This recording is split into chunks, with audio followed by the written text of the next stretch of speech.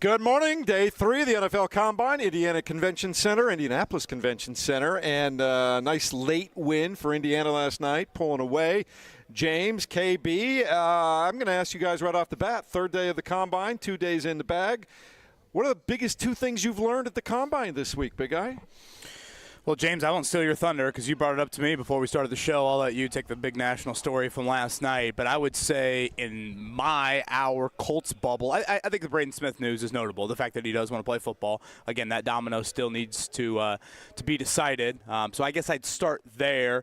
And then nationally, I always just think it's a great time to come here and learn about draft depth. And when you hear tight end and you hear defensive line and you even hear secondary, you can make the case. Those are 3 of the Colts' biggest needs. So, it does appear on paper to kind of match where the Colts are at. Yeah, I would say my 2 biggest storylines, one locally would be the open competition at quarterback. Just having Chris Ballard say that out loud on the record is pretty big. Now, people can say, is it a real competition? Is it not? But I think it is a message being sent to Anthony Richardson about the stakes of year 3. And then nationally, like you said, Kevin, late last night, news broke that Abdul Carter, the perceived number 1 overall prospect and number 1 on many people's big boards, the edge rusher from Penn State, had a stress reaction in his right foot, and now he's weighing options, according to his agent, Drew Rosenhaus, whether he should get surgery and be out for about 2 months or go to his pro day, compete, and prove to teams that he doesn't need surgery and he can just keep playing. My initial thought is that foot problems don't get better if you don't get the work done now and you're still young. So I probably lean towards him getting that surgery done, me personally, but you just wonder, does that affect your draft stock, Kevin? Real quick, I was looking at Spot Rack the other day, actually yesterday, because when the news broke, the projected number 1 overall pick in this year's class will get a 4-year, $42 million deal. It drops all the way to 4 years, $23 million if you're the 10th pick. So there's a lot of money that's on the table right now for this kid, especially if he slides. Yeah, and just kind of one story off of that. I mean, I know it was a while ago, but it certainly was a huge, huge story in how that Colts era played out. But, I go back to Bob Sanders and that draft process, and he was medically red flagged by a lot of NFL teams. The Colts were not one of them. The Colts made it very clear, and they were talking to their medical team a whole lot throughout the process, Tony Dungy and Bill Polian, of like, okay, give us the update on Bob, give us the update on Bob.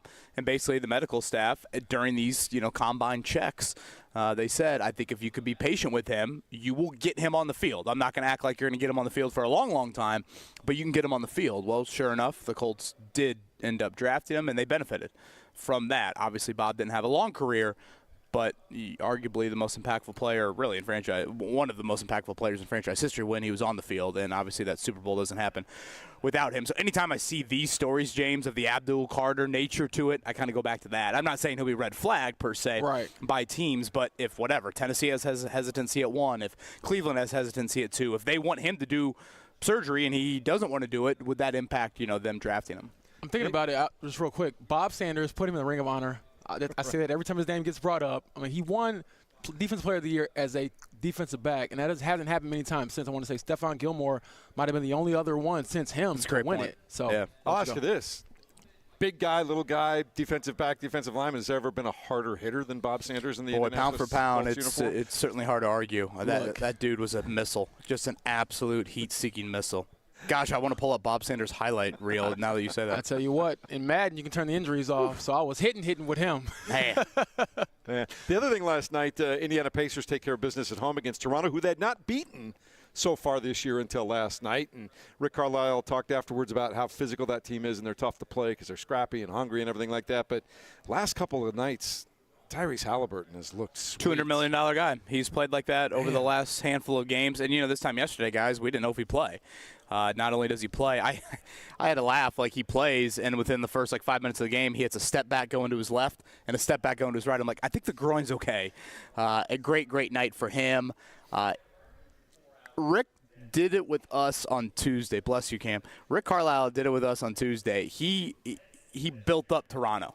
He went out of his way to build it up. And obviously, Jeff, you mentioned they hadn't beaten them this season. No Scotty Barnes last night as well, so the Pacers caught a break, them coming off a back-to-back. Carlisle takes timeouts last night within the first 90 seconds of the first quarter like the first 30 seconds of the second quarter, and then did it again in the fourth quarter. I mean, he was not messing around. And that first quarter was probably a little tighter than he wanted it to be. Very sloppy first quarter. The timeout of disgust, as we call it, came at 7-6 early in the game. So Rick wanted to send a big-time message to that team of, I get that this opponent's you're going to be drafting very high. They don't have Scotty Barnes. We can't mess around. And it took a little bit, but the Pacers did handle their business, certainly as the game moved along. And that is a 3-1 homestand as they now travel to Miami here for their first road game of the second half. What was encouraging is when the game was really on the line, a little less than 6 minutes to go, they just had a nice little flurry there. Yeah, I didn't think Toronto ever got Haliburton, close. They were just kind of hanging around 6, 8, 9 points back, but then the Pacers kind of closed it up, back-to-back threes with Haliburton and then Miles Turner, and that was kind of all she wrote. We'll talk about that a little bit more as the morning moves along. James, you talked about the Carter thing, but just here walking about, are there any even NFL stories that have grabbed your attention the last couple of days? I think obviously the Travis Hunter, is he a cornerback, is he a wide receiver conversation is always intriguing to me. And then also just looking at when it comes to some of these players, they get – I'm a nerd about this because I'm a journalist, but some of the weirder questions or just statements that are made. I saw a guy yesterday, he was like, convince us you're the number one pick to, Abdul Carter or somebody. And I'm like, what are you supposed to say to that? Like, yes, I'm the best player in the draft. Yes, I deserve to go number one. So it's always interesting to see who has, some of those bigger personalities and things like that. But I like the kids that look back at the guy and go, are you picking number one?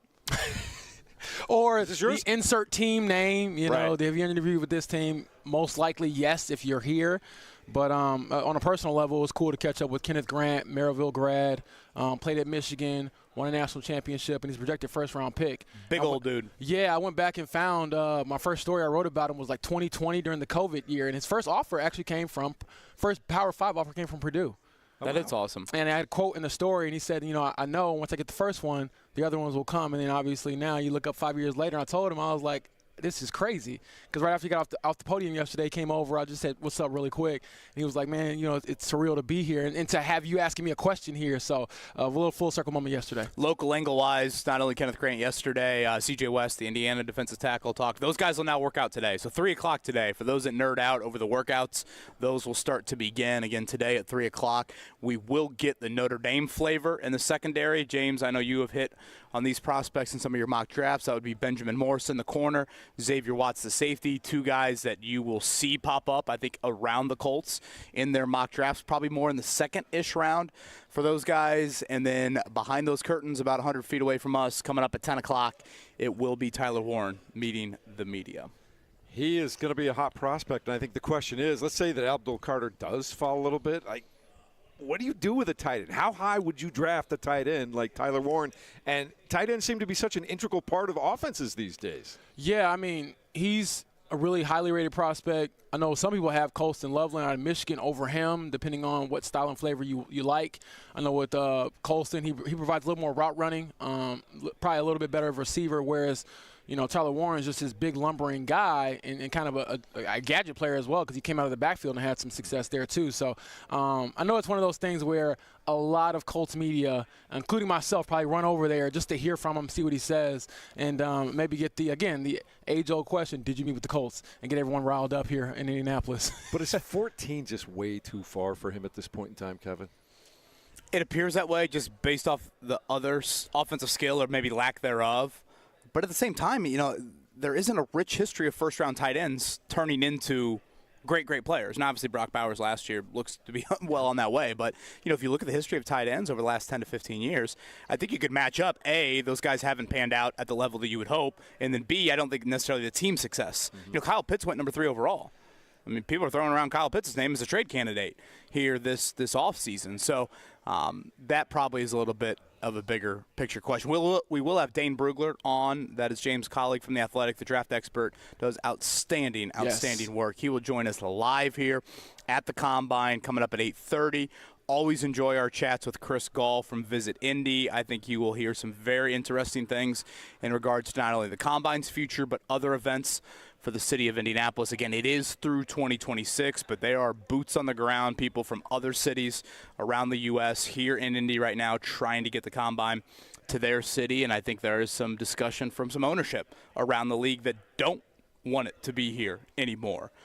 So I'm looking forward to Chris joining us here. Yeah, how awful. Come to the greatest airport in the United States, stay in a city where all the restaurants and hotels are all within 3 blocks of the event that you're holding. Stuff these people in a trash can on Georgia Street. And the convention center literally has a tunnel that leads to Lucas Oil Stadium.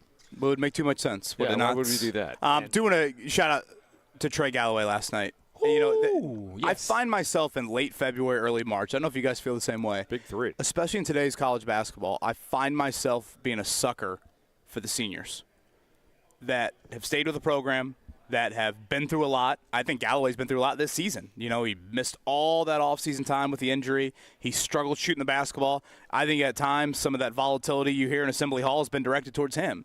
Lost his starting job at one point. Last night, he shoots the lights out. Indiana shoots the lights out, their best three-point shooting night in a couple years. Again, it was a handle-your-business type night, not flashy. Malik Renew's in the ER dealing with an illness, kind of a last-minute thing. Just Indiana needed to do that. Again, it won't show up on the resume as some big win whatsoever, but they were able to pull away from Penn State late last night. So shout-out to Trey Galloway, who's certainly been through a lot. All right, morning check down coming up in just a moment. We'll also get the night on the town from James Boyd. He's our resident bachelor. He's downtown with the Combine in town. Kevin, I can only imagine, can't you? I see 3 a.m. in the eyes of James Boyd he's right now. deleting things on his phone as we speak right now. Nah. We'll check it out next. It's the Fan Morning Show. KB and JB and Jeff right here on 93.5 and 107.5 The Fan.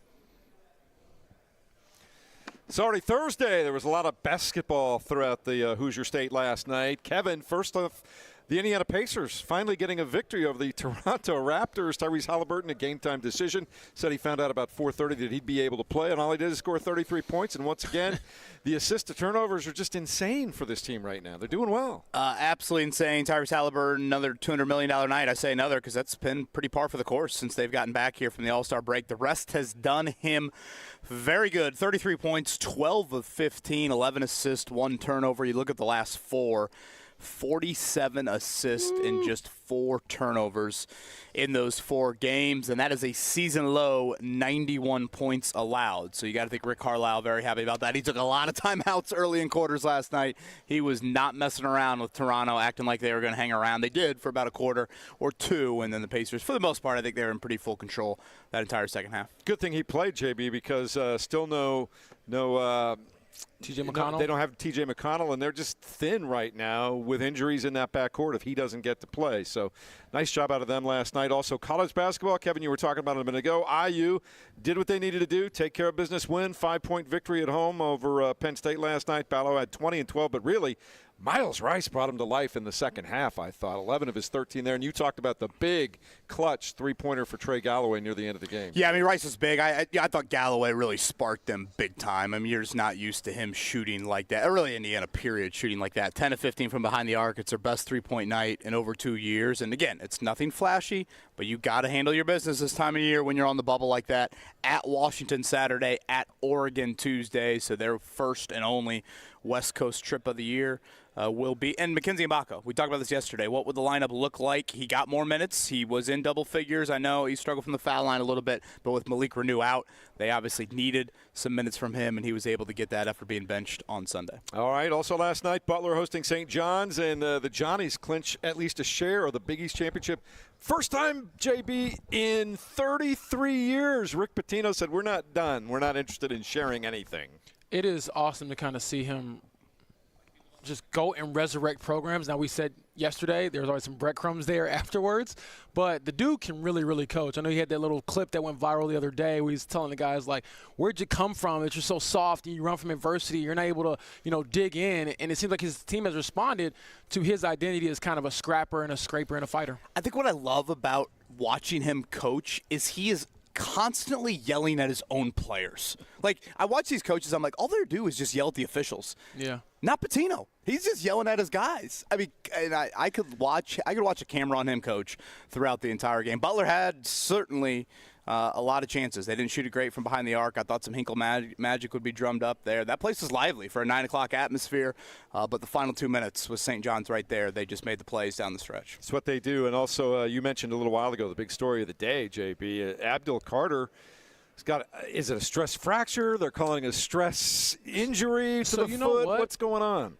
It's a stress reaction, and Miles Turner actually had his injury in 2021-22, which was my one and only season on the beat. And from what I understand, if I remember it correctly, a reaction is sort of like a dark spot if you x-ray it on your foot, and it could lead to a fracture if you keep playing on it and it doesn't get better. I know with Miles, I don't believe he underwent surgery. He just had to take the rest of the year off. So he was out for a long time. Mm-hmm. And then with, Abdul, they're saying he might need surgery to get it done, put a screw in his foot, and be out for 2 months and then try to come back and kind of prove yourself that you're healthy. But even then, 2 months puts you right almost at the draft without having really competed since you were on the football field. So a lot of things for that young man to weigh as he steps into what will likely be a millions of dollar decision. You always worry about big guys and feet, but I can't help but wonder if he slides a few slots here or there, a really defensive end needy team is like, that. We'll take the shot on that right there. That's like almost a bargain, right? I see the update. I can't imagine he'd fall too far. There could be somebody sitting there at 4, 5, 6 looking for defensive end, Yeah, to me it feels kind of like an Embiid situation. I know he had the foot injuries in college, so he didn't go number 1. I think he went number 3 or something like that. I could still see Abdul Carter going top 5 in the draft. Of course, you say Embiid and injuries and that Frank. Oh yeah, I know. Kevin and I both. I was trying to just get like a recent example. I do understand that though. DVs and tight ends. They'll meet the media today here at the Combine. Again, we'll have Dane Brugler, draft analyst, join us here in an hour. We've talked about it all week long. If you can tonight, head out to the jungle. IU Indy, this is their first game since that horrific bus crash on Sunday for them. Paul Cassaro, their head coach, has said all week long, sure, we'd love some donations from an NIL standpoint. They lost about $20,000 worth of, honestly, a lot of academic gear along with some of their apparel stuff, but he has said more than anything, just butts in the seats inside the jungle tonight. The best team in the Horizon League. Robert Morris will be the opponent for IU Indy. And speaking of basketball in smaller gyms, I think Mark Dykton's got maybe a sad but very deserved tribute on the other side. We'll play for a man that uttered the phrase that is pretty iconic here in this state of "my team is on the floor." Gene Hackman, 95. That's a heck of a run. It's a heck of a run. That was an audible damn from me at about 5 a.m. when I scrolled through the timeline and saw that this morning. Yeah, that's an Indian legend for sure. I mean, we talked about going to the court that they filmed the movie on and seeing all the history and the people who run that place, and it's all like volunteers. They love it, and they keep it alive and keep that Indiana history alive. And, Kevin, you got on the floor with some of your buddies once, right? Yeah, we did a birthday party there about a decade ago now. It was awesome. I absolutely loved it. This is probably wrong of me, but, this weekend we have the girls' state finals, and I see the teams listed. You got whatever, Greensburg in the 3A game, Borden in the Class A game. My stereotypical mind, I just assume Gene Hackman is their coach. Do you guys do that? Like, all these, random schools in rural Indiana, my stereotypical brain, and again, I apologize for that. I'm just assuming that, when the camera flashes them on the sideline on Saturday, I'm going to be like, there's Gene Hackman with his pamphlet, and there's Shooter's assistant coach. Got to get Jimmy, though. Well, gotta have Jimmy. Well, maybe Jenny Chitwood, playing for some of these teams. So, absolute legend. Mark Dykton will have a cool little tribute on the other side. Non-Hoosiers edition. What was your favorite Gene Hackman movie? He's so many good ones. Yeah. I am probably not the one to ask because I'm not a huge movie buff, but I will say in reading more about his life, I was reminded of there's a whole lot on that list. And I think when I've heard people discuss Gene Hackman before, it's he's not been in a bad movie, and I think when you can offer that praise, that's pretty high praise. Looking at the list now, Behind Enemy Lines was really good. I enjoyed that one for sure. Yeah. And honestly, they're all good. Crimson Tide was my personal favorite. favorite. The variety that he has here is pretty incredible. And so it just seemed like he fit that role of Norman Dale so well. Yeah. How many people around here know him as Norman Dale and not Gene Hackman? Sure. So respect. That lets you know you did a great job. Can you imagine he's walking through the airport in Indianapolis? Coach Dell, how you doing? Hey, man, it happens. I mean, I have two Hoosiers shirts, and I have the one that says my team's on the floor. The other one says I'll make it. Mm-hmm. And I actually bought a hoodie and brought it back for my dad one year, and he loved it because he's that was his team growing up. That's awesome. In Chicago, I know people say how's he a Hoosiers fan? It's because Isaiah Thomas, from Chicago area, came down here, and he just loved Isaiah Thomas. And we still have the Hickory uniforms every so often with the Indiana Pacers to celebrate. All right, coming up in just a moment, we will tell you more about what's going to happen in Day 3 here at the NFL Combine. It's Kevin Bowen, James Boyd, Jeff Rickard. It's the Fan Morning Show here on 93.5 and 107.5 The Fan.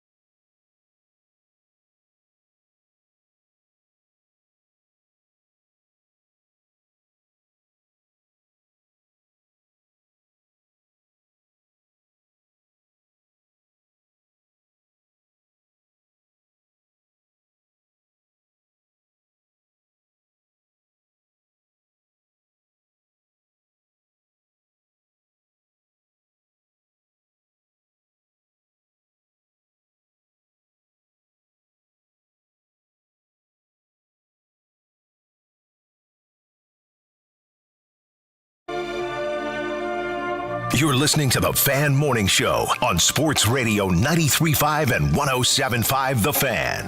Where are you going? In the game. Sit down. What do you mean? We gotta have 5 out there. Sit down. Sit.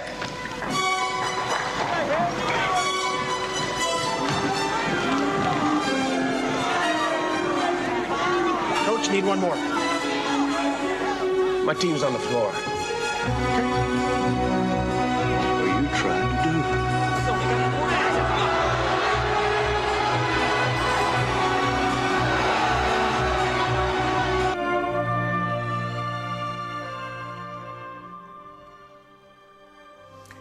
Gene Hackman, Norman Dale, passing away overnight at the age of 95. KB, you don't grow up living in Indiana for a long time without understanding that movie as much as anything. I mean, you see the movie, it's a great movie in and of itself, but when you're here, you're on the ground, you're part of this incredible state, it's almost a feeling as much as it is a movie, isn't it? I can't believe just hearing that clip. Mark, thank you for that. Just the immediate hair on the neck going up. I mean, all of us. I've seen the movie, I don't know, 50 times at this point. But I've probably watched those specific scenes, even more than that. It's funny, when I was driving in this morning, I thought back to, some of my favorite scenes. Mark and I were actually texting a little bit back and forth, and certainly this is the iconic one. One of my favorite ones is when Strap is praying in the locker room before the game, and Norman Dale looks over at him and is like, Strap, God wants you on the floor. It's just like, there are so many of those moments where I equally laughed out loud and also was like, that is the perfect actor for this role. I mean, I just – and I don't know, maybe I'd feel that way if, some other coach, would have been in that role, or some other actor would have been in that role. But, damn, it makes the Bowen household want to watch Hoosiers tonight. I think that's what it does. Yeah, I was mentioning a moment ago, I don't know how you are, JB, but every time it comes by, as you're flipping through to see what's on, remote just gets sat right down for a while, doesn't it? That's how you know you're into something. Yeah, I love that. It still ties back to, Milan, high school, Bobby Plunk, making that shot and really kind of being the groundwork or like the genesis of the movie. And so, again, Bobby Plum making that shot, to have that moment. And you still have people today, like, that's what single tournament class basketball is all about. Like, just get rid of it. And so having some of those old school texts, I can see why, because the nostalgia is really, really high, and it's fun. I've been to the Indiana Basketball Hall of Fame a few times now, and so they have to give you the video at the beginning, and it kind of reminds you of the movie Hoosiers, and you realize, like, dang, that was actually real life. They really had 40,000 people watching, like, high school state championships. I don't know how I came across it, but a few weeks back I actually came across Gene Hackman on David Letterman, and this was very early. This was right after Hoosiers was done, so whatever that would have been. And Hackman was like, I think what I felt was also cool about doing this role is, I'm from just across the Indiana border. I'd forgotten that. He's from Danville, Illinois, which, for those familiar with kind of the western part of our state, that's not that far from, a little north of Terre Haute. And so, that aspect I think is pretty cool as well. Like, he felt a little bit of a sentimental value to, what rural Indiana basketball and the single class, like James pointed out, meant in that era. So, it was an audible damn out of the Bowen mouth this morning when I saw that scrolling through the timeline. So rest in peace to a legend. As you're going through all your social media today, you're going to see those great clips. I'm going to stop and watch every one of them.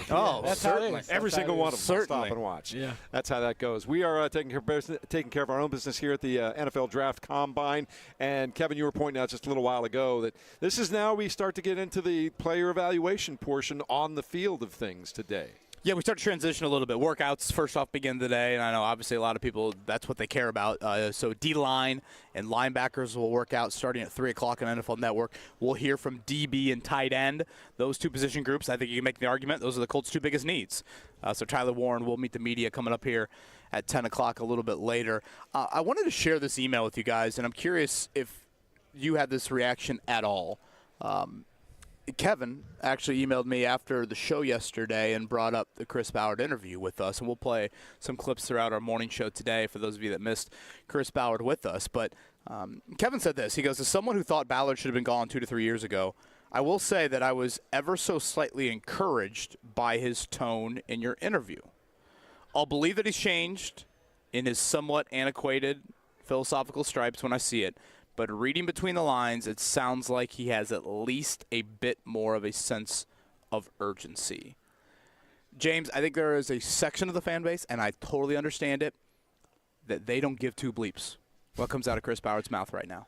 They don't. Like, they're just fed up with it. It's 8 years. He said something along these lines before. You know, all of those things, I think, again, there's a section of the fan base, perhaps the majority, that is in that boat. But I also do look at Kevin's point of view.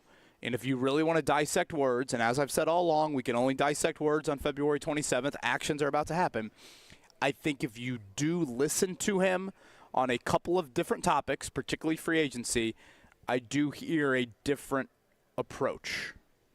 I think that's fair. Yeah, that's the one area where his tone is different, and he's kind of falling on the sword. And it isn't just, we got bested last year, we'll just run it back and see what. No, he kind of has opened the door to possibly fundamentally changing how he moves in free agency. Now, again, I don't expect him, and I don't think any team worth their salt should do this. You just go out and sign every big-name free agent and spend a bunch of money right out the gate.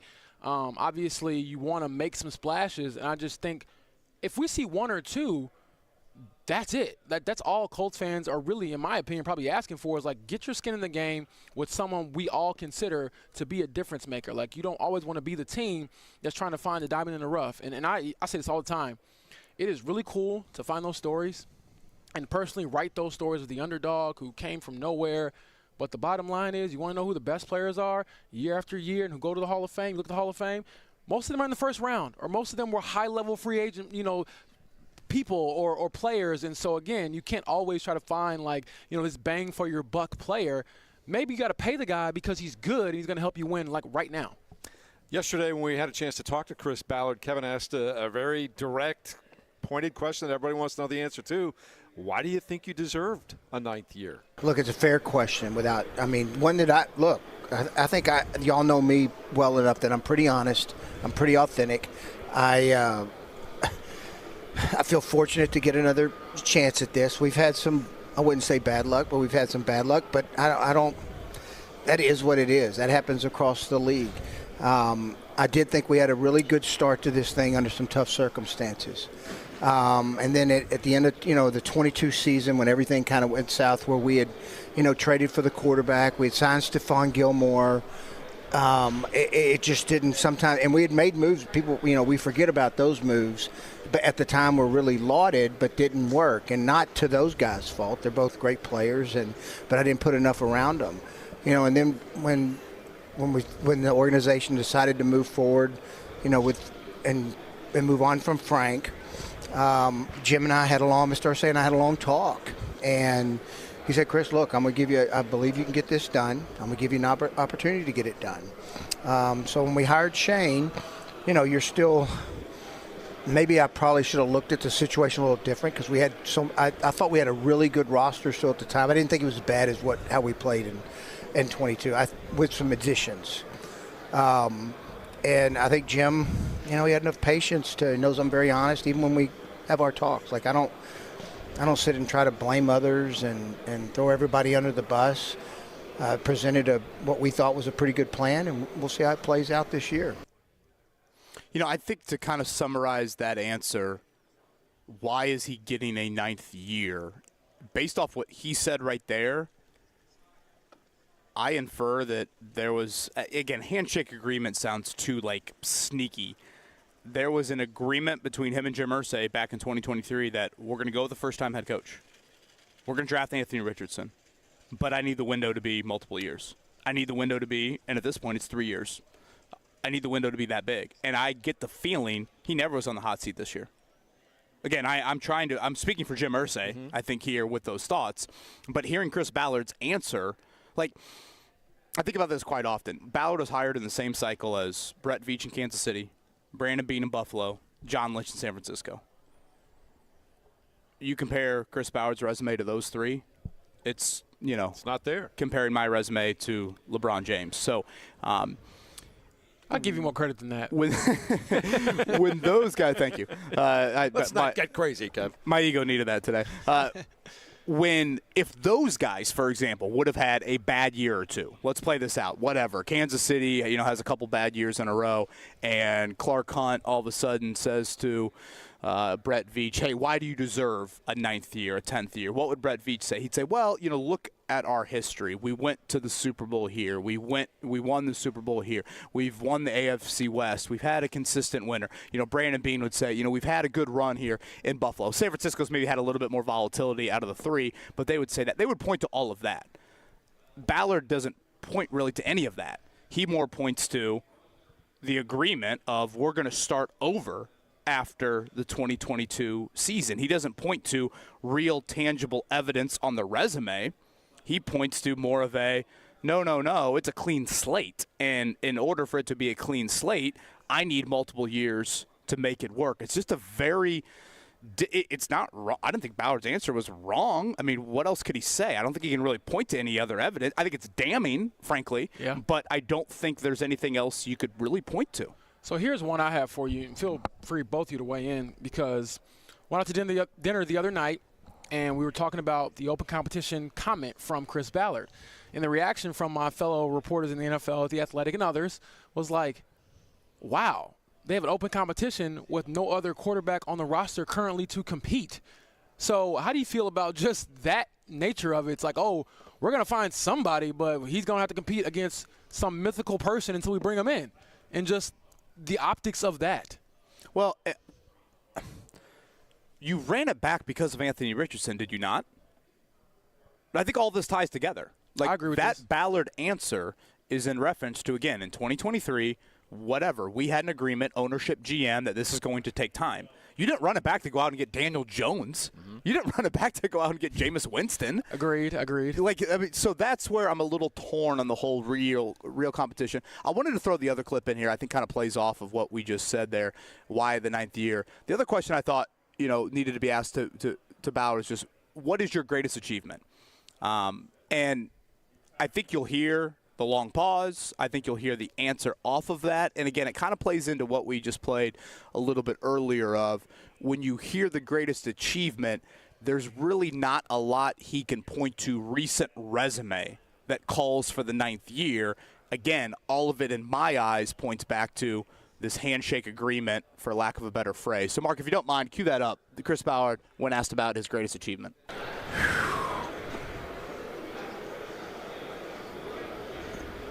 2018 was really fun. And I wouldn't say a greatest achievement because it's never just me. Like, there's a bunch of people to win. It takes everybody. There's like I'll get a lot of the credit when we have success, and I'll get a lot of the blame which I deserve whenever we don't. But it takes a lot of people to have success. But watching Andrew come back from what he came back from, watching that team come back from 1-5, that was a cool experience. I mean, it really was. That was one of the coolest experiences in my career. And then building it where we were at. I mean, and with all those young, you remember how young we were. Yeah, I mean, Leonard was huge. We were young. You had Braden, you had Quentin, you had Leonard, we were really, really young. So that would be one. 2020 season is both a high and a low because I really thought we could, we lose that tough game in Buffalo. But bouncing back from 19, I thought those two seasons really stick with me. And then, and even in these hard years, we've had some cool moments that I really enjoyed. Like in 21, going to Buffalo and doing what we did to Buffalo, that was, and Frisco that. We went to Buffalo and Frisco that year and New England at home. If you remember the end of that game when Jonathan broke it, and the sound of the crowd and the excitement, there's been some other cool game moments, but 18 and 20 were really, those were neat seasons. And in 20 especially just because of COVID. You remember what we went, like we almost forget how hard that was on everybody, y'all, us, so players. Weird, yeah. And to be able to do that in very tough circumstances when other teams didn't, it was a credit to the organization. So when I hear that clip, I hear 3 years, I believe, that he mentioned. 2018, 2020, 2021. and I like to compare, like, where was I in my life? 2018, I was graduating college. 2020, I was covering Kenneth Grant as a high school reporter. In 2021, we were all emerging into like a new world, and I was doing Pacers stuff. Now, not to make it about myself, it's just that's how long it's been.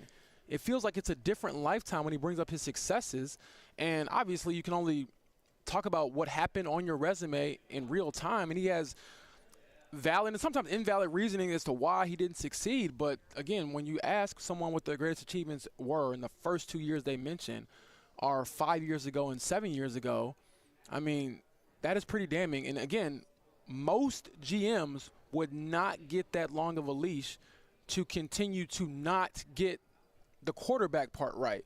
We can talk about Michael Pittman Jr., Quentin Nelson, trading for DeForest Buckner, all these things. But as I've heard, you're a great GM when you get the QB thing right. Kevin, let's be a little bit fair, though. Take me back. What was the feeling when they acquired Carson Wentz? Because at that time, I think people were pretty excited about the possibilities with him. I want to throw one more just off of James. I want to double check this, James, but to your point, how long ago was 2020? How long ago was 2021 when you talk about it in NFL life? I think, and I'd have to double check this. I believe of the 14 teams that just made the postseason, I want to say half of their GMs were hired after the Colts' last playoff win. So I think that puts it into a little bit of perspective of, okay, if you go back to that moment, Rivers right there, again, half of the GMs have built, if you want to put it in those terms, a playoff roster since then. That's a big number. So I'll just add that. As far as Wentz is concerned. Because to me, that was kind of the turning point. Right. I think, and now I'm trying to think, Mark, when we had Ballard on last year, I remember asking him something along the lines of, I want to say the phrase of the question that I used was, why do you feel like in 8 years it hasn't worked? And he pretty much said quarterback, more or less. Yes. And I think and again, I don't think this is necessarily hindsight is 2020, but I think the refusal to get away from the Band-Aid at quarterback. And, they obviously didn't think Wentz was a Band-Aid. They obviously thought they'd get a little bit more out of Wentz, but that's the danger you play in these reclamation projects of they thought Wentz wasn't broken. And he was. So I think that is what that was the issue. And again, they thought Rivers multiple years. Well, when you sign a 40-year-old quarterback, you're going to get some, up in the air status and how long they want to keep on playing. Same with Matt Ryan. Obviously, Matt Ryan was a shell of himself once he got here. So I think it was just kind of that. I know hindsight's 2020, but as soon as Luck walked out the door in August of 2019. You had to exhaust every resource at quarterback. And fittingly, that next year's draft produced one of the best draft classes that we will see in Burrow and Tua and Herbert and Jordan Love and Jalen Hurts. All 5 of them in that draft class. And 2 of them, drafted way behind, you having the 13th overall pick. So I think, and Ballard has kind of said this of I thought the roster was in a good spot. Or he wanted to try and hold on to the, no, I still think it's there. But in reality, again, the Band-Aid quarterbacks, they offer this ceiling. And if you look in the AFC, guys, look at the AFC playoff quarterbacks from the last 2 years. It's Stroud, it's Lamar, it's obviously Mahomes, it's Allen. This year it's Bo Nix. This year it's Justin Herbert. The Band-Aid QBs don't get you in the dance. It's the QBs that you're able to build with and certainly create a long-term sustained success window. All right, so we talked a lot to Chris about why the 9th year and how did we get here and what would you do differently, but now we are here. And I thought one of the important questions that was asked yesterday when we had him on was, okay, here we are. Where do you think you need to improve the most? We drafted a young quarterback. I think we all know it starts right there. So we knew there was going to be some bumps. And anytime you take a young quarterback that hadn't really played a lot of football, you're taking a risk. So there definitely can be questions asked. Did we make the right move? Not in terms of drafting him, but did we, putting him out there to play so soon? Okay, so you got to learn to analyze everything you're doing as you go along the way. And then then once you get that position humming, well, a lot of things will fall into place. I think we've played pretty good up front. Not the sack production on the defensive front that we had a year ago, but I think we've done pretty good up front. I think at the skill position we have, especially at wideout, I think we finally got to a place where we've got our own guys, our young players. They're all ascending. I think that's a good thing. I think the biggest area I think we all know is the secondary. That's the one where we got to do some more work. We got to get some more playmakers, guys that can really make a difference, in the back end. Not easy to find. Not always, sometimes you're subject to what's available. And you got to get, here's the market and here's what's available, not only in the draft, but also in free agency and also in, guys that get released. So a lot to work with, in terms of the back end. But I do think we have some pieces that, are young and still ascending. James, I walked away from that answer yesterday being like, ooh, that was a lot more definitive in assessing a definite need in the secondary than I had heard him this offseason. I hadn't heard one position climb to the top of the list, in my opinion, from his mouth. And I felt like that answer, I heard it from DB. Am I making too much of it? I don't think so. And I think it was a recognition that maybe I haven't invested there in recent years like I should have. And we all have been pounding the table like maybe you need a little more insurance there. And again, you find a couple of Band-Aids, not just the quarterback position, but is Sam Womack a Band-Aid? Is someone like that just a holdover? Is he actually a good player? You don't know. So I do think that, again, the more avenues you explore, the more honest you can be with yourself. And he said that. He's been stubborn in his team building process. He didn't want to change it. But I'm like, at some point, man, we all have to kind of face the music and be a little more open to new ideas when you keep getting the same results. I know people say, you repeat the same thing, the definition of insanity. That's not the definition of insanity, but I understand the nature of why it's said, because it is maddening to see some of the same things happen over and over again. So again, we're seeing a little bit, perhaps, of a shift in mindset, a shift in change in the secondary in particular. We'll see, though, again, will you actually deliver? It's funny to put a bow tie on this entire conversation. We led off with that email from listener Kevin yesterday of like, again, I am a Ballard skeptic, but I do hear a different tone. Kevin is looking a little bit more, maybe optimistically, but he hears that. And then you have David chiming in here, goes, Chris Ballard's a used car salesman. Can't believe a word out of his mouth. Don't fall into the survivor trap with this joke of a GM. I don't know if it's a 50-50 split, but you have that split of the fan base right now. Definitely. Where a chunk of them won't believe anything, and then you have some in Kevin's corner that looks at it and says, well, I guess I do hear a different tone. Again, ultimately, we're going to see how the actions develop, but it's just it's an interesting dichotomy. So here's how we got here. Here's where we're at. You got the combine now, then free agency, the draft coming up. What do we expect this team to be able to do in 2025? We'll answer that question next as we continue on the Fan Morning Show with James Boyd, Kevin Bowen. I'm Jeff Rickard, 93.5, 107.5 The Fan.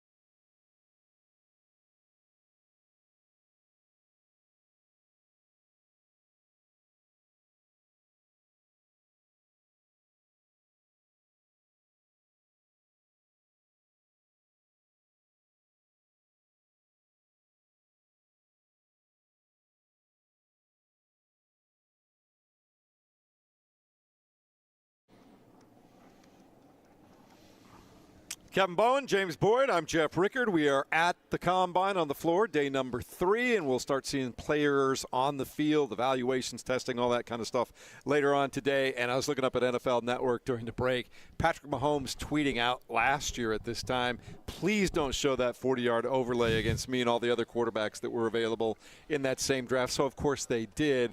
And then he posted up today, why you got to do me like that?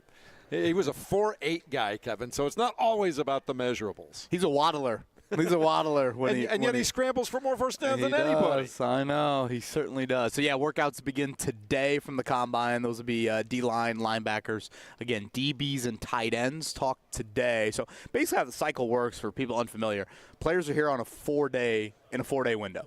You work out the final day that you're here. You do the media the day before. You go for your workouts. Obviously, you do some medical testing, psychological testing, meeting with teams, measurables, all of that stuff the first couple of days. So we'll get a little Notre Dame flavor today. I know Jack Kaiser met the media yesterday, speaking of the state of Indiana and Royal Center, Indiana. Today you'll get Benjamin Morrison, Xavier Watts, 2 names I know James Boyd has thrown out there for the Colts in some mock drafts. And at 10 o'clock today, you will get Tyler Warren at the podium. The Penn State tight end. James, you pointed out earlier this morning, Abdul Carter will not be part of these defensive lineman workouts today, correct? He was already going to miss because of the Right. shoulder injury, but now obviously the big news is that he has a stress reaction in his right foot, according to his agent. And they're weighing, should you get surgery, should you not? And ultimately, the thinking is, how does that affect your draft stock and obviously your long-term health as well? Because you never want to hear about foot injuries and bigger, prospects, and also just, again, brought up Embiid and things like that, and you just think, I don't want to hear about feet and athletes. So it is a big development, and it is something that could significantly change the draft and the draft order. I know it was already fluid to begin with. Do you trade the first pick? Do you keep it? Who's the number 1 quarterback? Who's not? But I do think it was a wide consensus that he might have been the number 1 overall prospect, but does that change now because of the foot injury? So what do you want to see today? What are you looking at with these defensive linemen? I think one of the things that I'm looking at really is just, I'm looking at the tight ends first. I'll be over there with Tyler Warren, hopefully hop off the air and go listen to him and see what he has to say, mainly because I know drafts are fluid. And the Colts could take anybody at 14, truly, because you never know how the draft board is going to shake out. Last year we saw 14 offensive players in a row, NFL record. But the ones that I really do think are good fits, I'm always like, I just want to at least hear what they have to say. Brock Bowers is kind of like that last year, wanted to hear what he had to say. So I'm excited about it. And again, D-line to me is one of those draft needs that is something that could fill on maybe day 2 or day 3 versus day 1. I think day 1, you probably lean more towards offense to help Anthony. Well, and I found it interesting, too, when we talked to Chris Ballard yesterday. One of us asked him, okay, what positions do you need to scout differently with Lou Anarumo? He mentioned D-line. So, again, I think he likes his D-line, but if Lou Anarumo's come to him and said, hey, stylistically, these guys aren't doing the skill set that I like. Where's Hendricks? Obviously, where's Trey Hendricks going to be the easy answer? That, I think, is something to keep an eye on. We know Ballard loves the position group to begin with, but if the new defensive coordinator says, hey, some of these guys don't meet it, and it's a very deep draft there, I'll be curious about that as well. One quick one from me. What did you think about Ballard talking about Samson Ebukam as if he's a part of this defense and something that – or a player that they want to lean on when it comes to Lou Anarumo? I was a bit surprised to hear him say it so definitively, considering the injury and the age. Yeah, that was. Because I thought you brought up a good point here in the last couple of weeks of, you can cut Samson Ebukam coming off of 20 Achilles. Is he near the age of 30? He's going to be 30 in May. Okay. And, you could save a decent amount of cap space. But, Ballard just organically, not asked about Samson Ebukam at all. He just offered up. I can't wait to see him in a Lou Anarumo defense, something to that effect. Mm-hmm. So, Dayo Dengba's a free agent. I don't think we can lose sight of that. So, there's part of me that's like, boy, the Achilles history with this team is just not very good at all. And so I have some big hesitancy about that. I also think if you were to cut Ebukam, and you almost have to treat it like he's not on the roster, and if you don't bring back Dayo in free agency, boy, James, it's like I should push defensive end up on the need list. I mean, when you think about you playing waves with that position group, Latu didn't play a ton on rundowns this year. Tyquan Lewis, has had some injury history that you can't ignore either. So, yeah, that one stood out to me a couple days ago. And you look at that draft board, as you pointed out, however it falls, you don't want to know. But with Anarumo coming in and looking at what we saw last year, if the defensive ends or the edges are not there that you want, then I think you have to start loading up in the secondary. Because one thing we do know, it was pounded home in that game against the Giants last year. You better figure out either a way to pass and to rush the passer and put pressure on him, or at least give your guys an extra half second to get to the quarterback, because we didn't see a lot of that at all from either side last year. No, I think that was a great point you made. I mean, if you go back and look at the quarterbacks that played the Colts last year, and some of the younger ones, because, obviously great quarterbacks. C.J. Stroud, I believe, is a great quarterback. He plays good against pretty much anybody. But some good receivers on that team, yeah, too. but to see, like, Caleb Williams kind of have, like, his first really big throwing performance against them, again, to see Drew Lock have a huge game against them, those are the moments where you're like, these guys should not be getting down against my team, my defense. Malik Willis. I mean, I forgot about that Week 2 game. I'm thinking to myself, how do you lose a game against a quarterback who, watching that entire game back, threw it past the line of scrimmage maybe 4 or 5 times? And so, again, I do think that is a huge point you just made, Jeff, when it comes to this defense and the schemes and things like that. And I expect them to be more multiple, a little more aggressive, less conservative, if that makes sense. I know a lot of the stuff with Gus Bradley, it was we're going to bend but don't break, but then you're always breaking. And so a little more flexibility in this defense for sure under Lou Anarumo. Constantly leaky. That's what I'd say. You know the word I use in my stories? Porous. But it's constantly leaky. Yeah. Very nice. better word. That's why you're the writer. No porous information when Dane Brugler joins us here live at the Combine. That is going to be coming up at 8:30. Draft analyst from James's home base of the Athletic. What are you most interested in hearing from him? Always just picking his brain. I want to ask him about Colson Loveland. Does he view him kind of in the same light as Tyler Warren? I think there are some draft people that do look at the Michigan tight end and put him right up there with the Penn State guys. I want to ask about the local guys. I always kind of have an affinity for that. Who are his favorite Notre Dame prospects? I think that's debatable. How about the Purdue offensive lineman? Right, Marcus Bowe. Where does he see him? Sounds like a very versatile, maybe interior. And then Curtis Rourke. What's kind of the round area for him. So I want to ask Dane Brugler about that as well. I know we'll get plenty into that coming up at 8:30.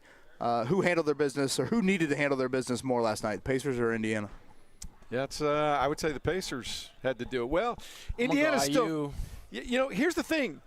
They're on different levels, obviously. The Pacers want to make sure they get a home court advantage in the first round. So they want to be a part of that top 4. So that's what they're jockeying for. So every win over a team like Toronto is really important to do that.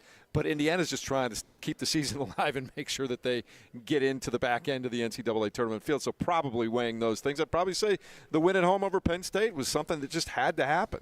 Shout out to Miles Rice, man. I know he took a hard fall in that game, came back, had a huge corner 3. No, that was huge. That was a dagger. Yeah, and then had a layup, a few plays later. So I think that he's kind of showing why he was such a highly recruited, a transfer prospect, and showing us some of that flash that we saw during that freshman season. And I said to you guys to kind of lead off the show, this time of year, late February, early March, I get a little sentimental watching some seniors play college basketball, especially in today's climate where, frankly, I don't think you're going to see many seniors stick around for 4 or 5 years. And so to see Trey Galloway do that last night, I mean, I think there's been times where that Assembly Hall crowd has expressed a whole lot of volatility with Galloway, and he's had a whole lot of it, especially this season. Dealing with the injuries after last year, the shooting has just never really gotten to a consistent level. Certainly this year, which is what we were all excited about when he first came to Indy. It hasn't. Again, he lost the starting job. James, you brought up Miles Rice. I mean, he was benched at one point here over the last couple of weeks, and for those two guys to step up in their ways. And again, last night, no Malik Reneau, who was really consistent on Sunday against Purdue. I just thought Indiana handled their business. Now, I think the question here from a lot of people is like, all right, can and will this translate? It's kind of funny. They've won 3 games in the last month and a half. 3 games. Look at the 3 wins. 1, they pull out a zone defense that made Michigan State look like, 2013 Indiana against Syracuse in the tournament. Obviously, that's not been something they've gone back to and had, a ton of great success with. So you almost isolate that. You look at the second half against Purdue on Sunday, it's the half of your life. You make Purdue all of a sudden look like they're broken. Yeah. Is that a bit of an anomaly? And then last night, they shoot the ball from behind the arc better than we've seen them do that in 2 years. So this is where I look at last night and think, okay, that is a win that you needed to have. Again, it's not going to flash up on the quality, quad one win in the resume, but I don't necessarily look at last night and think, oh, yeah, that's going to translate the rest of the way. Like, you couldn't lose that game. No. So that's where, like, short term, obviously, you took care of business, but do I look at that and think, oh, they're going to go out and sweep the West Coast trip, or they're going to get on and run the Big Ten tournament? Like 10 of 15 from 3. That's just not what this team does. Galloway going 4 of 5 from 3. It's a great story. It's awesome for Indiana last night. But, again, I don't think that's something I can say, oh, yeah, that's going to be there here in March. One thing that's interesting to me, and I don't know if there's anything to it or not, but they've started playing much better and much steadier since the announcement from Mike Woodson is going to step down at the end of the year. Was there some kind of pressure that just got released from inside the program with the player? Who knows? I mean, but you can kind of almost pinpoint it there. I'll say this, though. I don't know if it's that so much as they had some really, really tough, like, close game losses, and you're just wondering, at some point, do you get a little bit of that luck? Do you get a little blessing from the basketball gods? Start to have the night where you go 10 of 15. Exactly. And I think, to your point, Kevin, it's been a variety of different ways in which they've won, but just finding a way. And I think that is something that all Hoosier fans can kind of hang their hat on, is like every team that we've always or loved, or the teams that are endeared in our hearts, are the ones that played hard every night and gave themselves a chance. And I think you've seen that, because I was waiting last night like, okay, when are they going to come back down to earth? And it was like, no, every time. Michigan State had the lead, or Penn State had the lead with 5 to go, 6 exactly. to go, something like that? And it's like every time they punched us, we punched back. And so I enjoyed it. And then, again, I know people – it's annoying sometimes to me when they get on these college fan bases. Oh, they're not there all the time. They're not lining up. I'm like, give them something to line up for, because when you see those shots that Trey Galloway was making, I was thinking about all those freshmen sitting up there like, I'm going to remember this game or this moment, or this will be the highlight of my freshman, whatever the case may be. Those moments, I think, remind you of why you love college sports and why Hoosier fans are so desperate to have something to cheer for. Yeah, no, I think that's well said. Can I put Scotty to work here on the trivia question? Don't we always? Does he know the answer already? This is a very nerdy one. Mark, go ahead and cue up the sounder. So I apologize up front about this.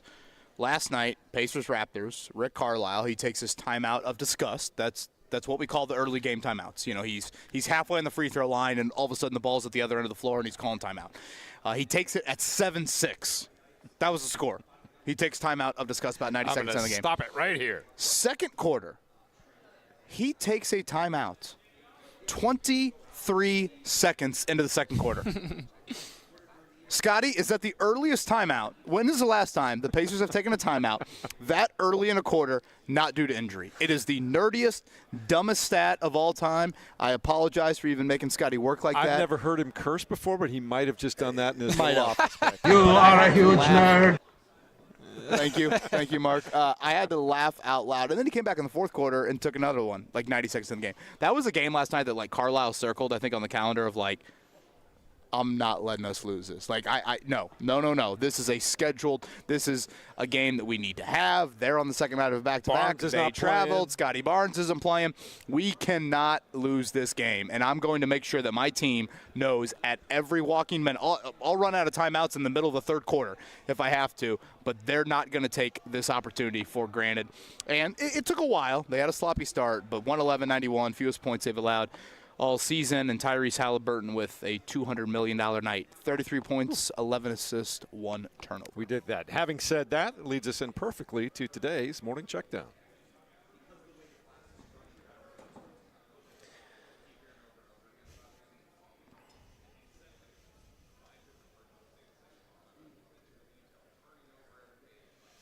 We're talking a lot of basketball, NBA, college basketball. We mentioned the Pacers with a 111-91 victory over the Raptors last night.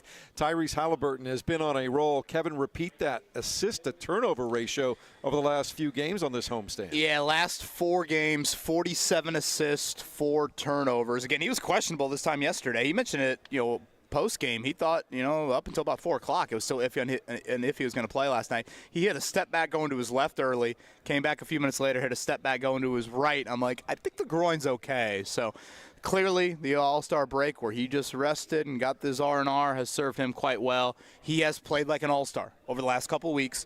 Now, obviously, you want that to continue here as the stretch run begins. All right, so JB last night, back-to-back threes that kind of put it away late in the kind of midway through the fourth quarter with Miles Turner and Tyrese Haliburton. they've demonstrated again, like they did on their deep run into the Eastern Conference last year, when their big guys are cooking, they're going to be tough to beat. Yeah, I think this is why you don't trade Miles. You don't break it up. You want to see, knock on wood, if everyone's healthy going into the playoffs, what can this team do? Because that was the conversation last year was, we didn't have all our horses. Well, now you do. Stay healthy down the stretch. And then, as you said, Jeff, if you can make some shots in the NBA, you can change everything. All right, college basketball last night. Kevin, you were talking about IU's win over Penn State at Assembly, 83-78. Ballo had 20 and 12, but Miles Rice, to your point, JB, 11 and 13 in the second half, and he just came up with buckets at big times last night. Yeah, 3 wins now in their last 4, if you want to look at it from that standpoint, for Indiana. So, again, much needed before they head out west. Butler, they lose 76-70. I thought it kind of summed up Butler's season. I mean, they were very competitive for 35, 37, maybe even a 38th minute. St. John's made the plays down the stretch. Hinkle was rocking. I thought you were going to get some Hinkle magic there. What was it, 76-70? 76-70, yeah. And again, like 2 minutes ago, it's a one-possession game. St. John's make those plays down the stretch. To pull off an upset over a top 10 team, you can't go 6 of 27 from 3. And if you're wondering if Rick Pitino can coach, he's now at St. John's. What, his second year there at St. John's now? Or it's all running together at some point in time? Sounds right. But 33 years since St. John's has won a Big East championship. The guy just wins everywhere as he goes. Wow. Everywhere he goes, he just wins. They got a share of it last night. You should hire him. Right. Well, he was stumping for Chris Beard. He last was. night, I know. I was like, Coach P, you need to be in Bloomington. Was that passive-aggressive saying, hey, look at me, look at me? I don't know what it was, but, boy, Hinkle was rocking. They weren't able to get it done last night. I'm always fascinated. You've got the girl in the band there at the Butler games who yells out "dog pound" during the free throws. I want to be her when I grow up. I love her job. What's stopping you? Well, probably my age and the fact that why is that holding you back? Well, I've ran out of college, I guess, eligibility, right? I guess maybe I have 1 year. You got this new NCAA rule. Did you have any JUCO years before that? You could be the new Blue. Let's start here. From old school. The only musical instrument I can play is my recorder, Hot Cross Buns, and I still have it at home. I don't play it very effectively, but I'm jealous of her. She does an outstanding job. Hinkle gets silent. She yells out "dog pound" and may hopefully make a free throw. Do recorders ever sound good? I'm convinced that they don't sound good. Hot cross buns, hot cross buns. You're qualified. Let's go. Hot cross buns. I'm going to bring him one of the recorders that my kids used to have tomorrow. I still have mine. You guys have been out at the combine too long. If Kevin's reciting hot cross buns, it's time to get the hell out of there. I think to lead into prospect interviews today, I'm going to be instead of the national anthem, I'll just play Hot Cross Buns. I will say this: the security guard this morning did now recognize KB in his sleeping bag over in the corner and gently woke him up this morning and said, hey, you ready to go, Mr. Bowen? I'm going to ask if Paul Casaro needs me tonight pregame or maybe halftime show over at the Jungle. IU Indy tonight, 6:30. We've talked about it all week long. Certainly just horrific what happened Sunday to them in their drive back in the fire of their bus coming back from Northern Kentucky and talking with Paul. Hey, how can we help? How can we support? Sure, some NIL funds would be helpful, but more than anything, Paul has said, I want to see people in the Jungle coming up 6:30. That is tonight over the Jungle. They've got Robert Morris. That is the best team in the Horizon League in their building. For those that haven't followed Paul's first season, IU Indy, it's their most wins in several years. So he's had a really nice first year there. Horizon League tournament will be here at the fairgrounds coming up in a couple of weeks. But tonight, if you can make it over there, 6:30, Jags against former Colt linebacker Rob Morris. We were talking about coaches that they make such a big difference in college basketball, and here comes Tom Izzo again, right? Did you see their game at Maryland last night? What happened? It's tied 55-55. Maryland has the ball for the last shot. Guy takes it a little bit too early. Michigan State gets the rebound. Kid hurls it up from three-quarter court. It goes in. They win 58-55. It's college basketball. When those shots are in the air, when the road team hits that, the silence of those arenas is the always best thing ever, isn't it? Yeah, it's I have such a always moment. wanted to experience that. Yeah. Snatching the soul out of somebody and being like, take that drive home. All your teammates mob them. Ace man. Baldwin had a few of those moments last night in Bloomington there.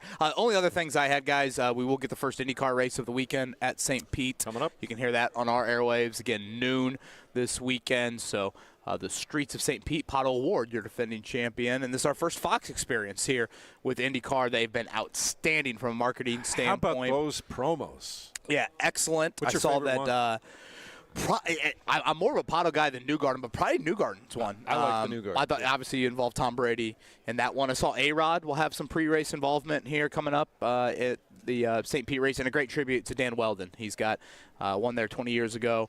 So his wife Susie will be doing the green flag. I believe Sebastian Oliver, I believe, are his 2 kids, and one of them will be driving one of the pace cars as well. So again, noon on Sunday to kick things off for IndyCar. You'll be able to listen to that on the Fan, 93.5, 107.5 The Fan. The other thing I wanted to point out, talking about those promos, Fox really leaning into this by running those promos at the Super Bowl. Like, we're here, we're doing F1, or not F1, IndyCar, as opposed to all the other things that they've been doing over the years. And I think it shows the focus that they're ready to put on that, and I think it's going to be outstanding for IndyCar. They're not treating it like it's some stepchild or anything. Yeah, my hot take when it comes to those things is like put eyes on it.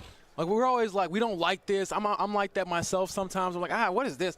If you put it on enough, I'll probably watch it and enjoy it, and especially if you teach me what it is that I'm kind of missing. And again, Will Buxton, their play-by-play voice, the new play-by-play voice, we had him on, I guess it was about a month ago, and he was outstanding. Energy through the roof, lives over in England. So he will be joining Townsend Bell, James Hinchcliffe, and then I believe they announced, I think Kevin Lee will be part of their pit crew, Jack Harvey, Georgia Henneberry. I think that is their Fox pit crew. Some familiar voices with that. So again, Sunday, St. Pete here for IndyCar. Maybe we'll talk to Mr. James tomorrow, too. He'll be on the play-by-play here on the radio, and that's always fun as well. All right, it's the Fan Morning Show with James Boyd, Kevin Bowen. I'm Jeff Rickard. Dane Brugler coming up in just a moment from The Athletic, and he's going to get us primed for what to look for at this Combine. He's a guy that spends all day, every day, Yes. all year long, 365, looking at this stuff. So it'll be interesting to get his insights as we continue next on 93.5 and 107.5 The Fan.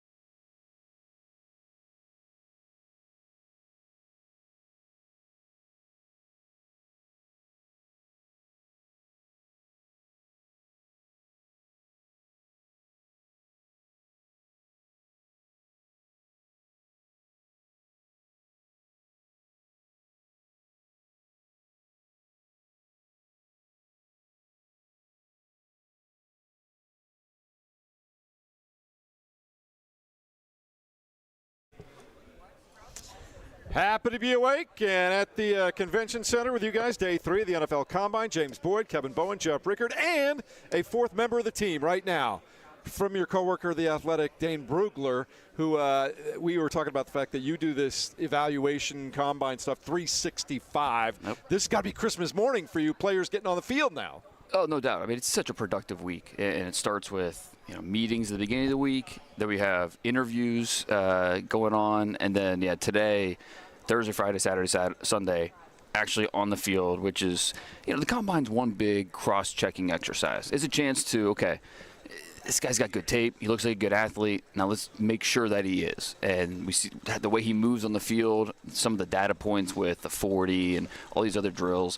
So the combine for me is this week the most productive week of the entire year.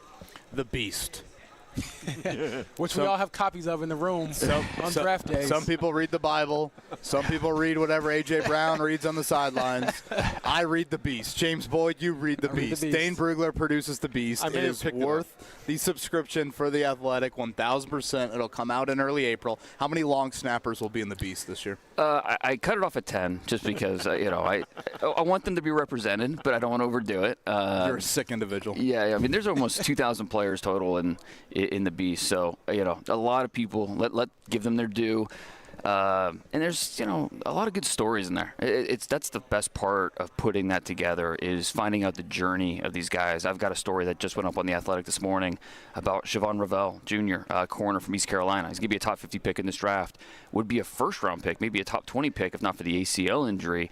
But just going through the adversities he's had to overcome in his life. He had a horrific car accident in high school. He did not qualify academically for college. They went JUCO route, and then COVID shut everything down. He's got no prospects. He's working at Amazon. Shows up at an East Carolina prospect camp, blows him away, 40-yard dash, vertical, and they tell him you get your grades up, you got a scholarship spot. Has this breakout 2023 season for ECU. Alabama wants him, LSU wants him, Penn State wants him, everybody wants him. He stays loyal to ECU, September, ACL. Won't be able to work out here, which is a bummer. He would have ran in the 4.3s. But this guy's overcome so much, and so it's really interesting learning about all these guys' journeys. In order to know where they're going, it's fun to learn where they've been. I think that helps shape things as you kind of put the puzzle pieces together. You can't call yourself a draft nerd unless you are consuming The Beast. That is the voice of Dane Brugler, the author of it, again, coming out on the Athletics website here in about a month or so. Okay, let's get into today. I know workouts will begin. I think from a Colts standpoint, I'm intrigued by the guys that are talking today because that's tight ends and that's DBs. I kind of look at that as arguably the two biggest needs for the Colts. So play this out with me.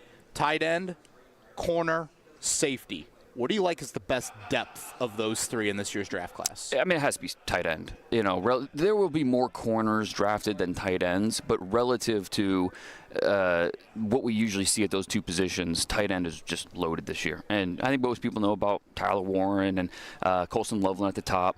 Both those, I don't think there's a debate about tight end one. It's just about preference. What type of tight end are you looking for at that point, where Tyler Warren's more of the – he's not a true Y, but he's more of that traditional Y inline tight end. Colson Loveland is almost more of a receiver. But they both have different strengths, and Loveland gives you the more upside. So it'd be interesting to see which one the Colts would prefer if it came down to those two guys at 15. And then, but you don't have to draft one in the first because you wait till the second. You have Elijah Arroyo from Miami, big fan of Mason Taylor from LSU, Gunnar Helm from Texas. He's a top 2-round pick all day. He had a phenomenal season for the Longhorns this year. So tight end is absolutely loaded. Usually, I feel like in most years, the answer would be corner. It's always one of the deepest positions. Wide receiver, corner. We always have athletes.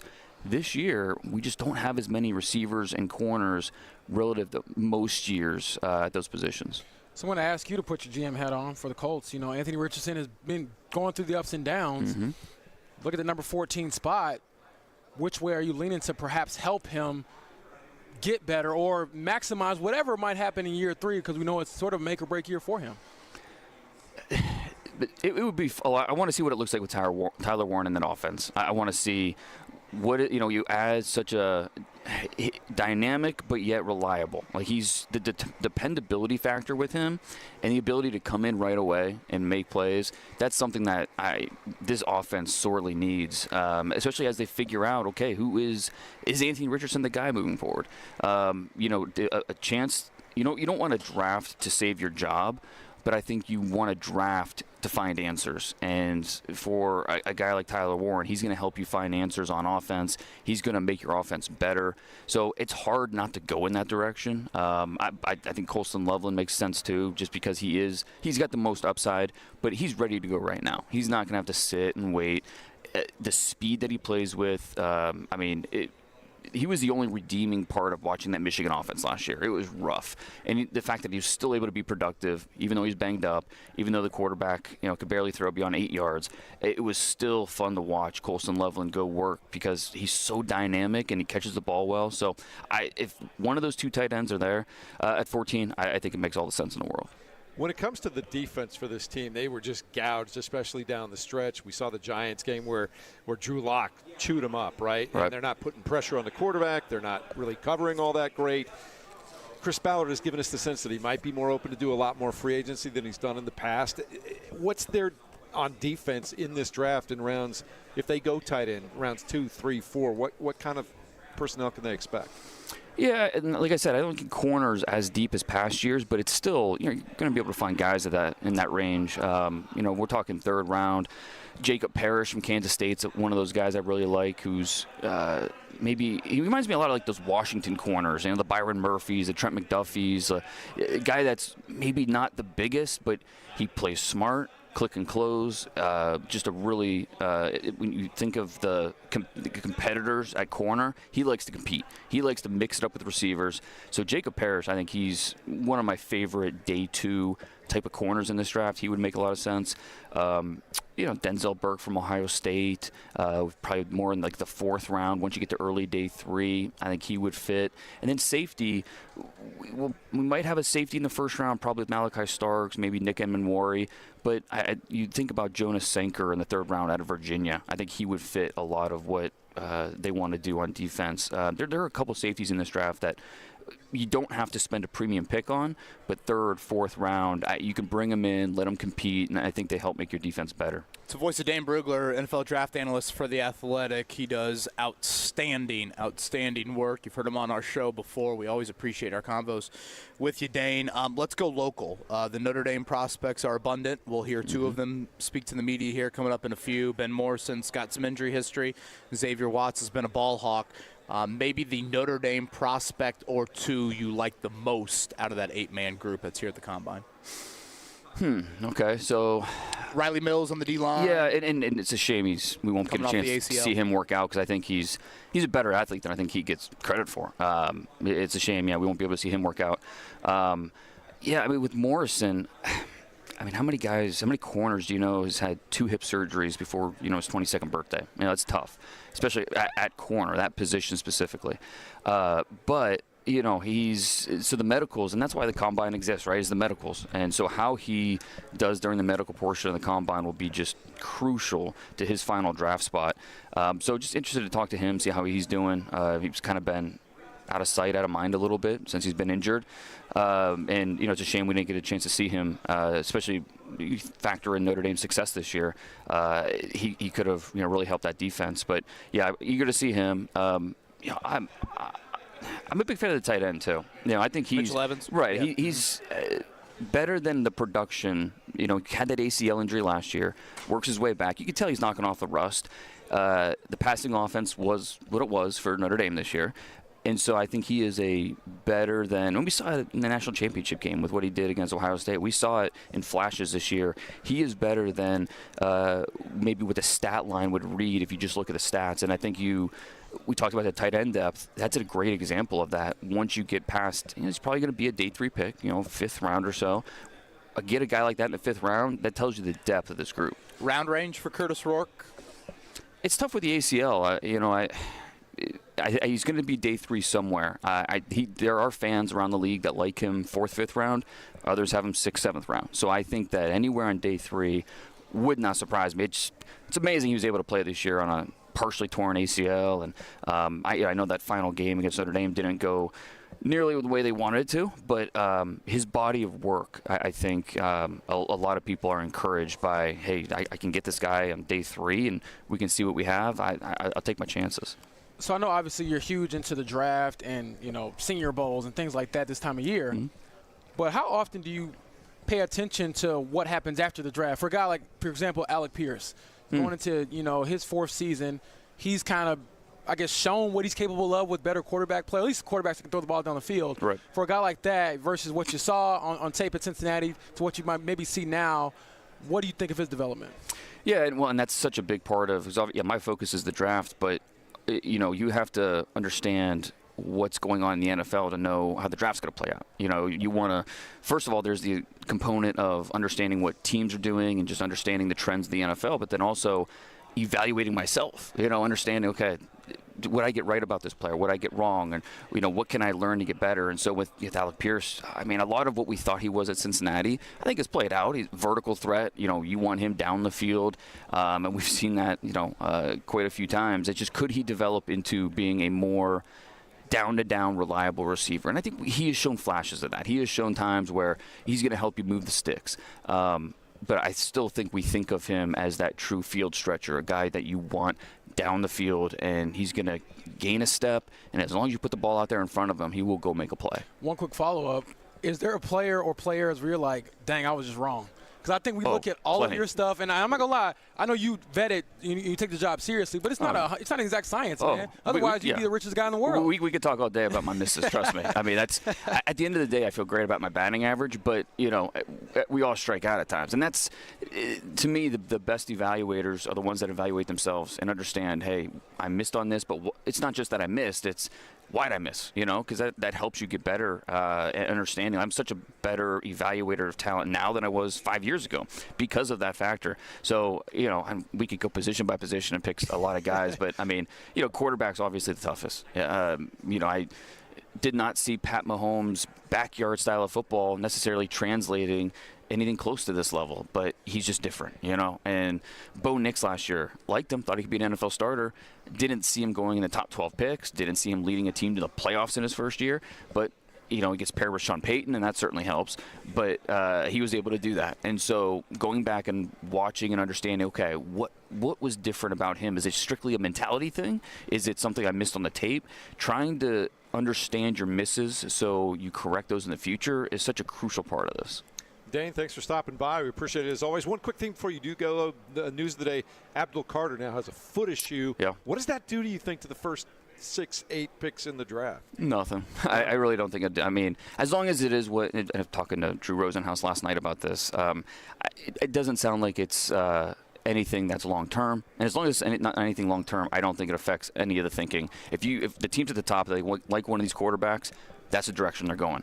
If they don't like one of these quarterbacks, they're going to go Travis Hunter or Abdul Carter. I'd be shocked if he gets out of the top 4 picks. Now, you pulled out the laptop mid-interview, and you made me nervous. Were you updating the long snappers? Were you updating the punters? What were you? No, I was just worried you were going to ask me about my 8th long snapper, so I had to just make sure I had it right. I opened up last year's Beast. Guys, he had 324 pages, if I'm looking at this right, over 1,900 prospects. He had 10 kickers, 10 punters, and 5 long snappers.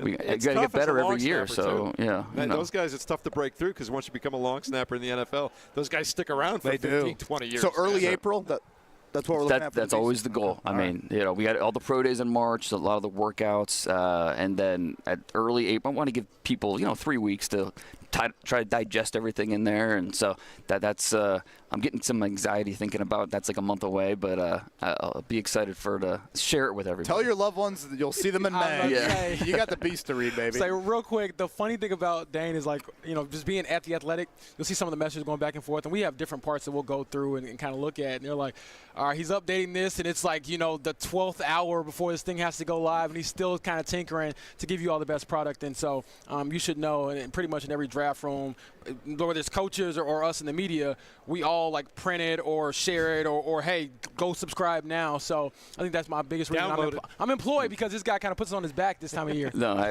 appreciate it. My favorite part is when you're watching the draft war rooms during draft weekend, and in the background you see it on the table. I'm like, oh, okay, yeah, that's awesome. Cool. Yeah, that's Thanks for stopping awesome. by. Appreciate it. Thanks, guys. We'll have you on before the draft too. Sound good? All right, looking forward to it. All right, Dane Brugler from The Athletic.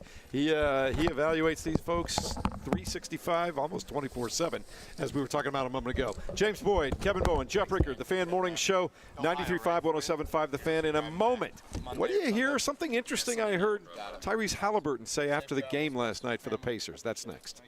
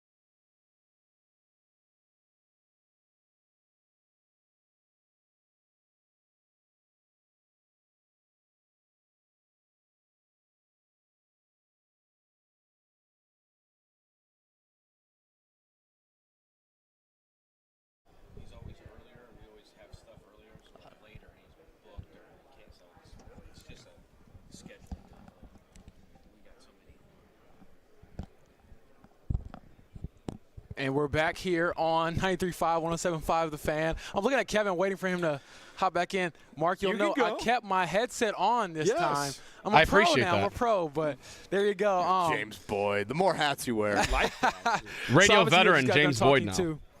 Hey, man, I'm trying, man. I'm learning the tricks of the trade, but obviously we just spoke to Dane Brugler from The Athletic, my colleague, who is always – I just picture him, Kevin and Jeff, sitting in a room with a big sofa chair and no lights on, 3 or 4 TV screens just clicking and everything, through, right? clicking through tape. And so I went back actually after we talked to him. I should have asked him this on air. So when Chris Ballard said yesterday he stays up at night thinking about things that he's messed up, I'll think about not asking this question. But I'm looking at the Beast from 2023, and here is his summary of Anthony Richardson.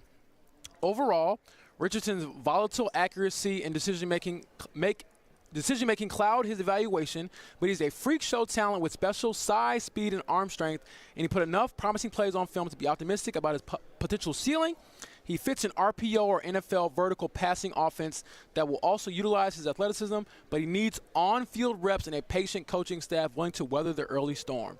And boy, has it been rainy in Indianapolis with Anthony Richardson. It's been up and down. It has been a storm, I would say. Cloudy, he said. And I think this is spot on. We've seen the vertical passing offense with him. The first game of the season last year, he had 3 50-plus yard completions. We've seen some of the RPO success. I mean, they won that game against New England. The last play, was the 2-point conversion because Anthony trucksticked somebody at the goal line. We've seen the success, we've seen the highs, but we've also seen the volatile in the lows, quite honestly, when it comes to him and his ability to be a quarterback. And even looking back at it, man, it's hard to say that the Colts got it wrong or right. This is who he's been. I think it's this year, right? This is all or nothing because he's healthy. He's had a full healthy offseason. He's had some time on the field. He's learned some lessons, we've been told, over time. What do you think, Kevin? I mean, this is it. When you think back to the last 2 draft cycles, the 3 best quarterbacks, and correct me if I'm wrong if I'm missing anybody, you guys would say it would be Jaden Daniels, Bo Nix, and C.J. Stroud. Not necessarily in that order, but you'd say those 3, right? I'd have to look at it, but were those the 3 most experienced first-round picks from college? I mean, Daniels played a million games. Yeah. Nix played a million games. Stroud was on the biggest stages. I think Nix is coming up on 30, isn't he? I mean, seriously, he played 60-some games in college. Yeah. So, yeah, that's the risk. Exactly. Honestly, when you take it. I thought Lance Zierlein, who was on with Jake yesterday, I thought he made a great point. He said he was sharing a story that he was on the field with Chris Ballard before the quarterbacks worked out a couple years ago. And I'm paraphrasing here, but certainly check out the interview. That Chris said something to the effect of him of hey, look at that guy, pointing to Richardson, and Zierlein said to Chris hey, you can't draft him. You got to win now. And Chris is like, what do you mean I got to win now? And I think all of that goes back to our conversation with Chris Ballard yesterday. Why did you get a 9th year?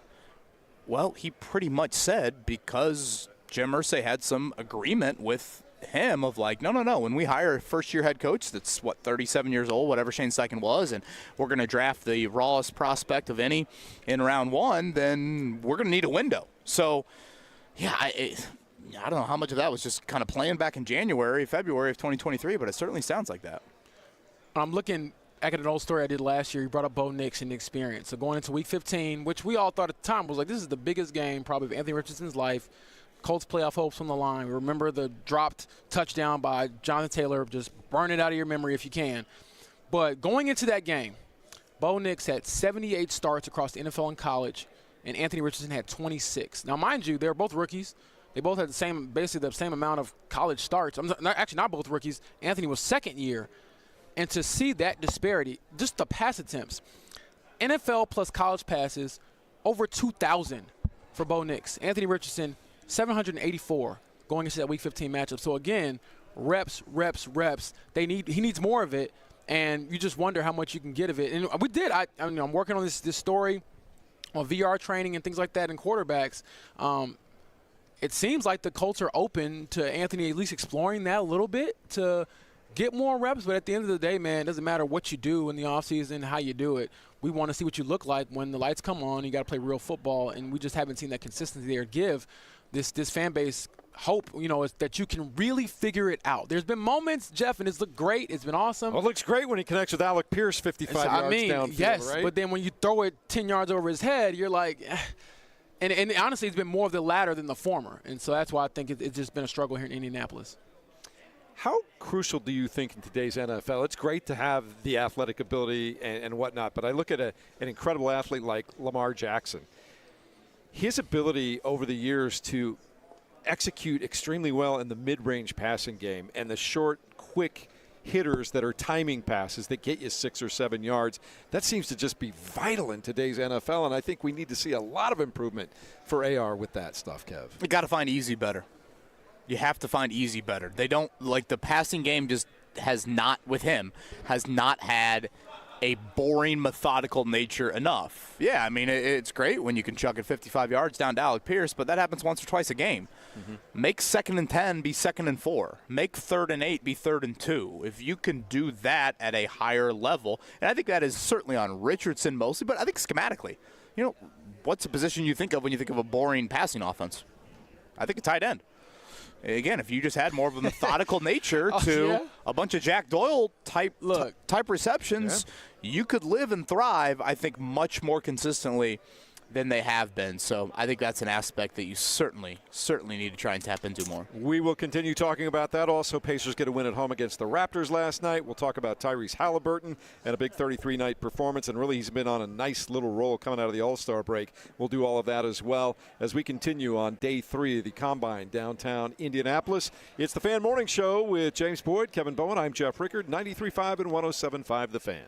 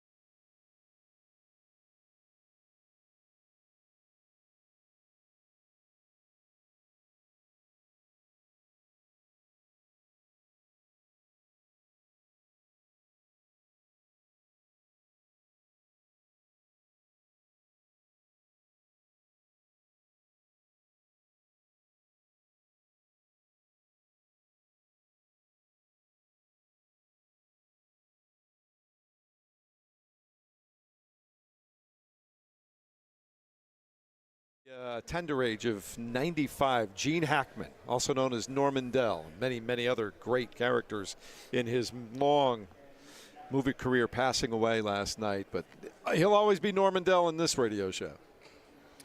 Yeah, I had an audible reaction when I was scrolling through the timeline this morning about 5 a.m. and I saw that. just kind of a damn. I mean, I found myself saying that out loud, and then I quickly found myself going to all the scenes, and the locker room scene and the town hall and all of it. One of my kind of favorite scenes from the movie, I don't know maybe if it's top of mind for everybody out there, but when Strap's praying before the game and Gene Hackman looks back at him a couple times and finally goes, Strap, God wants you on the floor. I laugh every time at that. I said to you guys earlier, it's very unfair of me. I don't like this quality about me, but whenever I hear of a rural Indiana high school and I hear the name of the high school, for example, I just said it in the reader in the break, Borden High School is playing for state finals this weekend in girls basketball. I assume that the Borden head coach is Norman Dale. I just that's who I have in my mind whenever I hear Bob Lovell talk about a game, and Kevin is casting at all times in random parts of the state. I just assume that coach has the pamphlet and is Norman Dale. I think one of my favorite scenes in the movie is when they go out to, they made it to state. No one's there yet. It's a huge place, and they're looking around and he goes out there and he measures everything. Hickory! Yep. And he measures everything to kind of let them know, the court doesn't change, the rim doesn't change. We got to go out there and play. And so, again, not being from Indiana, but having worked in the state now for going on 7 years and coming up, getting my start in the high school ranks, you tend to learn seriously that it does feel different here. It can be a cliche. It's all they want. But all I know is every year when I go to Newcastle, there's 8,000 people there for high school basketball. And, most of those kids aren't going to be high major Division I talent. They're not going to be NBA talent, but we're all there screaming as if, the world will end if, my team wins or loses. And it's been a couple of years, but remember when Romeo Langford was coming out of high school, people would wait in line around the block, and not everybody got into those huge arenas to go see him play in high school. Yeah, I mean, to James's point, especially when you get, I think, out, even in the metro area, but, when you get to these regional and semi-state sites, it's unbelievable to see the throng of a town descend upon. It is true of hey, it's the closed window and all the signs around the town square. I mean, that is true. I think still in a lot of these cities, I laugh every time that I drive to Jasper. My brother married a girl from Jasper, Kristen Krimp, a great human, and we drive through the town of Lagodi on our way to Jasper. I've been there. And what is on the water tower? It still says all-time winningest head coach in the state of Indiana. He is no longer.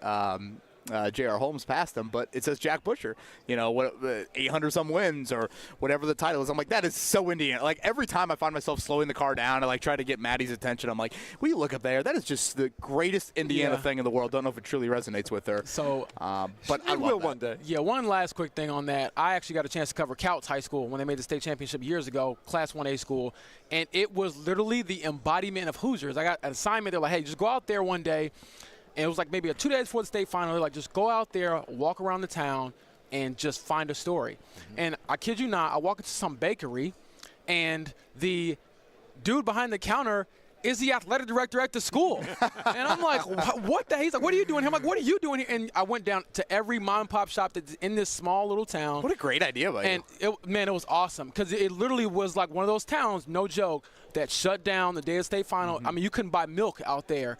And so it was cool to hear different generations. You got the girl at her first job at the Ace Hardware store. Her boyfriend's on the team. And, we got the other people hey, I've been watching these kids for, since they were 2 years old, and I'm going to the game. And it was so fun to kind of realize a town and just, it was just something for them to all have pride in. And again, are they going to be remembered by the masses? No, but they'll be remembered in the hearts of those people. And I think that's what matters. I want to make sure we get, read a little bit more on the details of Gene Hackman's passing at the age of 95. But for those that haven't seen the headline, tragically, sadly, again, don't know the full circumstances. That's why I haven't brought it up because I don't know. Yeah, his wife was also found dead. She was 64, I believe. I think they mentioned one of their pets. Yeah, was found dead, and again, they said no foul play. Right, the brief headline I saw no foul play, so just odd, I guess, that we should mention that as well. But man, I found myself going back to all of those scenes. And Mark, thank you for the few re-entries that you've had today. Yeah. I think it's a nice touch. The great Gene Hackman gone at the age of 95. All right, just down the street from us, where they also grow basketball. The Pacers with another win last night, their first of the season finally over the Toronto Raptors. But Tyrese Haliburton has been terrific lately, Kevin. And, he's kind of as that superstar that's now expected to carry the team because he's making a big contract and everything. There's been some highs and there's been some lows and there's been some moments of like, where is he and what's going on? I almost wonder, he had a really interesting – he answered a great question in a really interesting way in the postgame last night that made me wonder, maybe we're too harsh on him sometimes. Maybe he just plays through a lot of stuff that we don't know about. And the reason I bring that up today is listen to his answer last night of when he knew that he was even going to play last night. When did I find out I was going to play today? 4:30. I just had to get clearance from them. I've had a lot of questionable nights since I've been here in my career. So, there's a series of tests that I got to pass with these guys. And I passed them, and they allowed me to play. So, thankful for that. So it's interesting. It sounds like there's been a protocol put in place for him by the training staff of like, no, if you're going to play on this game, you've got to be able to demonstrate to us that you can go and do that. I wonder if that's something that's been instituted recently. Yeah, it is something I believe that's more new age. Like my dad's era, they weren't like that with just the medical technology and the tracking and, load management and things like that. But he came this close, Tyrese did, to kind of saying the quiet part out loud. And actually Zion Williamson said it the other day, or maybe like a week ago, he was like, I would play back-to-backs. I would play in these games. I'm being told not to by our staff. And so I just remember last year during the Eastern Conference, was it the semifinals against the Knicks? It was Tyrese on the table. I was walking out of the locker room, and this dude was getting his back worked on, getting the hamstring worked on. And, again, you see the injury report, and it's like, oh, you got one little thing, and you're thinking, oh, he's good. But then you see just a little peeking behind the window, and you're like, wow, like you're really kind of hurting, and you're playing through it. So credit to him for pulling through and having a great game. So what was that, 57 last night for the Pacers? They're 33-24. Imagine after the Olympics, when he goes through that, and by all accounts had some sort of aggravation that contributed. I think there are other reasons why he didn't play, of course, but contributed to, hell, you're a month away from training camp, and you're like, man, he just had an aggravation of that? Imagine saying by game 57, Tyrese Haliburton would have missed one game all year. That's it. He's only missed one game. I mean, he had the groin injury last month, and he sat that out, and that's it. Questionable yesterday with the groin. And, I said to you guys a little bit earlier in the show, he had a step back very early in the game to his left, and then he had another one to his right a few minutes later, step back threes. And I'm like, when he gets that, especially with like the groin, injuries, I'm like, okay, I think he's doing quite well. Great night for him, and this is how he's been really since the All-Star break. He's got back 33 points, 11 assists, 1 turnover last night for him. He's played like a $200 million guy here as of late. In the last 2 games, it's 26 assists to 2 turnovers, isn't it? Yeah, well, if you turn it out to the last 4, it's like 49 assists and 4 turnovers, which, those are just those are stupid. Those are video game numbers, and then you put 33 on it. Like, if a guy has an 11 assist, 1 turnover game, you're like, wow, what a great game for that player. He also had 33 points on 12 of 15 shooting. Like that, he was feeling it last night. At times last season when he was going through these stretches where he played like this, frankly, for multiple weeks, maybe even months in a row. I was calling him top 10 in the NBA. Yeah, and like I would call it video game numbers. Like dudes don't do this. Guys in the league don't score 25 a night and hand out a dozen assists with 1 turnover.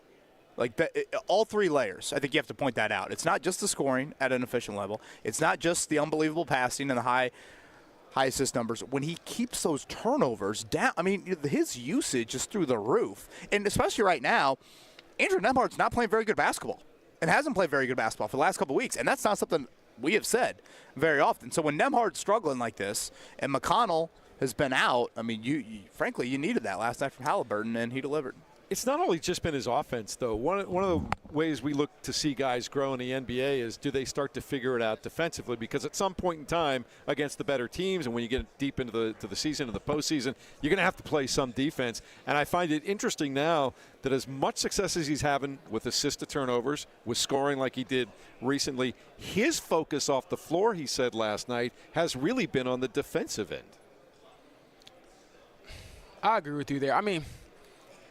I think that when you're 6'5", and you got long arms like Tyrese Haliburton, you got to be able to do something. You can't be a cone defensively. And I think that's what if you look at a player like Steph Curry, he's never going to be a great defensive player because of just the physical attributes, but you want him to be in position, be in help side, things like that. I'm using all my high school basketball terms. I can still hear my high school coach telling me, James. Thank you, keep Coach your head Dale. on Thank you, Norman Dale. Yeah, Norman Dale. Keep your head on a swivel, things like that. Don't let that guy cross over your face. But in all seriousness, I do think that Tyrese has played passing lanes better. He's been better positionally. And, again, a lot of it in the NBA, you're not even – we got all NBA teams for defense. Most of those guys are elite, and they still get beat when it's one-on-one basketball. So can you be connected as a unit and just make sure you're not constantly the guy who's the point of attack and getting, crushed? And so I think that Tyrese taking that a little bit on the chin as well. I don't know if he'll ever be a big-time, defender, but just be reasonable in that regard. I just think it's important that it's something that he and the team are focusing on. That's really what he's paying attention to. You don't see that from a lot of guys in the NBA anymore. You think you'll ever become briefcase guy? I just saw Chris Sims walk into the briefcase. I don't think I'll ever get there. That's a gift, though. What if you got a gift for Christmas from your family? No, I don't. I don't think I can pull it off, guys. I don't think I've got the swagger. I don't think I've got the yeah. I think I'm wearing a backpack for the rest of my life. Yeah. It just makes sense. Where do you even buy a briefcase at? I don't even know. Do you go to Kohl's? Where do you get a briefcase at? I have no idea. You a backpack guy? I'm a backpack guy. I don't know where you would buy a briefcase at, though. I honestly don't know. Mark doesn't. You don't have enough business. We don't have enough business to figure that thing out when it comes to briefcases. I feel like every time I had a briefcase, I was just trying to get a job out of college. Yeah. Where a student have a briefcase and a portfolio with 2 resumes in it. Don't ask me to open a briefcase. My briefcase would be like George Costanza's, where it's just filled with saltine crackers or something like that. I wouldn't have anything else, other use for it. His briefcase anymore is just the laptop. Just goes everywhere you go. That's it. Do you even have a carrying case for it? I do. It's my pride and joy. If I lost this, I'd be weeping. I did want to get to this. We talked a little Colts earlier yesterday. It's an annual thing that comes out during the Combine. James, I know you had, I think, a piece on this or maybe just posted on social media. But the NFL Players Association has started this. I think it's the 3rd year for it. They have gone with an annual player survey to describe basically the workplace conditions for their respective team. So they hand out these ballots to the players, and the players vote, on a variety of topics that they lay out here. And when I read through the specific rankings, where I read through where the Colts rank among the 32 NFL teams, I said, does this not just sum up the Colts franchise right now? I got this response so much. I mean, literally. Yes, you're teeing it up perfectly. I just read this, and I'm like, this is so Colts. So first off, I guess overall, the Colts ranked 19th in the league in workplace conditions. The summarization here from the NFLPA was, when asked what the team does best, players praise head coach Shane Steichen for building a positive culture. They also mentioned new head of sports performance, Mike Menace, who joined the team for Philadelphia this season, helping to raise their grade from a C to an A-. A large sauna was also added this year. There are still areas that players believe can be improved, such as the food program and more space when traveling. I think they speak for all of us there. It says Colts players report sitting in coach seats for away game flights, while the coaching staff takes the larger, more comfortable first-class seats. Imagine telling Grover Stewart, hey, yeah, keep walking. DeForest Buckner. I wonder if you could just scare someone into getting a better seat. Are you really going to challenge DeForest Buckner if he says get up? I felt like I felt like the previous regime, I thought they had a rule where I think if you had played in the league X amount of years, so I don't know if it was maybe 10, but you could sit up front. So like the Frank Gores, the Adam Vinatieri's, the Andre Johnsons of the world, they could sit up front. But these rankings, guys, treatment of family, 16th in the league. Food and dining, 25th. Nutrition, 18th. Locker room, 14th. Training room, 13th. Training staff, 15th. Weight room, 23rd. Strength coaches, 14th. Team travel, 27th. Head coach, 11th. Ownership, 20th. Does that just not sum up the Colts? Just right smack dab in the middle of the NFL. Right in the middle of the freeway. Boom. Right there in the they middle are. of the freeway. They are there in record, and they are there in all of this. And what's interesting, you look at that weight room, which is now 20th. It wasn't that long ago where that was a big, maybe it's been a decade or so, but for a minute, that was a come and get it point for the Colts when they first debuted their brand new weight room. many years ago. Yeah, and Ballard, I know it's been a huge emphasis for him, kind of strength conditioning and nutritional program. They did improve greatly in treatment of families. Last year they were a D. This year they were a B-. And I guess the reason for that is they added a game day daycare for player families. So I will also point out, though, in fairness, that for the most part, all 32 of these franchises have state-of-the-art facilities. Oh, You're parsing state-of-the-art facilities along the way. It's not like there's dilapidated stuff over there. Outside of the Cincinnati Bengals practicing right off I-74, I think everybody which still blows my mind. I was going to say, I was going to throw the Bengals in there. I remember going out to a joint practice last year, and they bring out the goalposts. Yeah. And, again, this is when Matt Gay was having his issues. And missing wide. Look, the goalpost could not be more crooked. And I was thinking, there's high school fields that I go to in Indianapolis that are better than this. And the running joke for like a month was, man, Matt Gay's kicking left because that freaking goalpost in Cincinnati was leaning left. Literally, it was terrible. Well, it's really interesting because if you've never been down there, right across the street and near the freeway, but right across the street from the stadium down there, there's just this big patch of grass that they're like, hey, we can use that. We'll just paint that up with some stripes. Well, I think they did the indoor bubble on Cincinnati's campus. I think that's where they would go for their indoor facility, which is just, again, crazy an NFL team to do that. So, part of me doesn't maybe pay super attention to some of this stuff, but I do think the Steichen part of it is interesting. Clearly they are. Steichen got an A as a head coach. Yep. Yeah. Clearly, again, they mentioned that he's got a positive culture and all of that. I think there are a lot of buzzwordy topics and debates last year around the word of culture. By all accounts, with this survey, players seem to be totally good with Shane Steichen, and I can already hear people saying, "Well, it's because they let him get away with stuff." But nonetheless. Ownership came in at a B as well for Jim Irsay. Yes. So that was 20th out of 32 teams. So you wonder how good is it be if you're 20th out of 32. But I'm also been a rough couple of years. But it's also one of those, like, I get anonymous surveys for work and every job I've ever had, and it's like, oh, no one's ever gonna know who sends this in. We want to know how you really feel, and I'm like. Everything's great. My life is amazing. Keep paying me. Like, I don't know what to say. Hey, Mark, do we still have a caller, Matt, that wanted to talk about Chris Ballard? No, he dropped the conversation that we had yesterday. Okay. Yeah, 239-1070. If you guys ever want to jump on and get involved in the Fan Morning Show, we'll designate some spots during the show as we go along to do those kinds of things. But that's the one thing.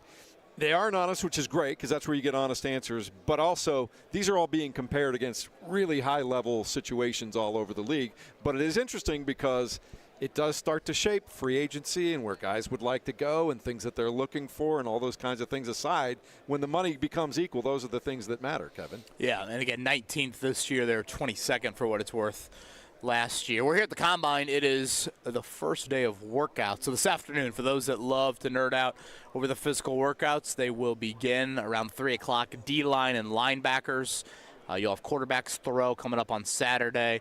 And shortly meeting the media, you'll get a couple of the Notre Dame guys, the DBs. That'd be Xavier Watson, Ben Morrison, and then Tyler Warren scheduled to chat around 10 a.m. So what do you want to hear from him? We've kind of transitioned what are you interested in there? Start of the week from NFL GM head coaches to more prospect-related stuff. To be honest, I don't have anything pressing with Warren. I just, to James's point, I just enjoy hearing, what the personality is, whatever. If they got any storytelling from their days collegiately, I don't think, Tyler Warren is some red flagged or yellow flagged prospect. Some guys you do have some of those questions about of whatever, off-the-field issues medically, like Ben Morrison, for example.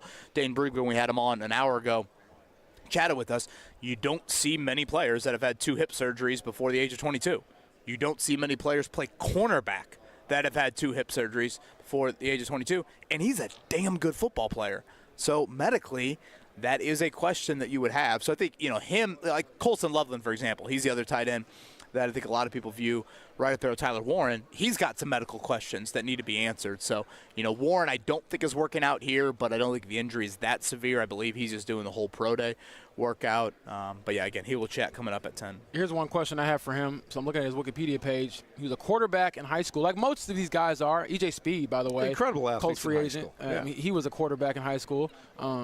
And I'm always curious, like, when do you know, all right, this is it. I got to make that switch because, as we know, we either grow up wanting to be the quarterback or the running back when we're in, like, the backyard or whatever. We always have the ball in our hands. And so when does that reality set in? And then when did he know? I like to ask players all the time, when did you truly know you had a shot to, like, make this a career? Because it's different for everybody. Some guys are like, I came out the womb and I knew my dad trained me or whatever, like Josh Downs. I'm pretty sure he'd tell you early on, I thought I was going to the NFL. Whereas others, there's like, A.D. Mitchell, for example, had a long conversation with him last year. I know he struggled in his rookie season, but still had a ton of upside. He was saying, I kind of fell into it like my junior year of high school, and I was like, you know what? People keep saying I'm good. Maybe I actually am. And so I like to get that kind of insight from guys. Yeah, it's a lot of fun. All right, we'll do all that as we continue on from day 3 here at the Combine. In the meantime, it is time for a morning checkdown.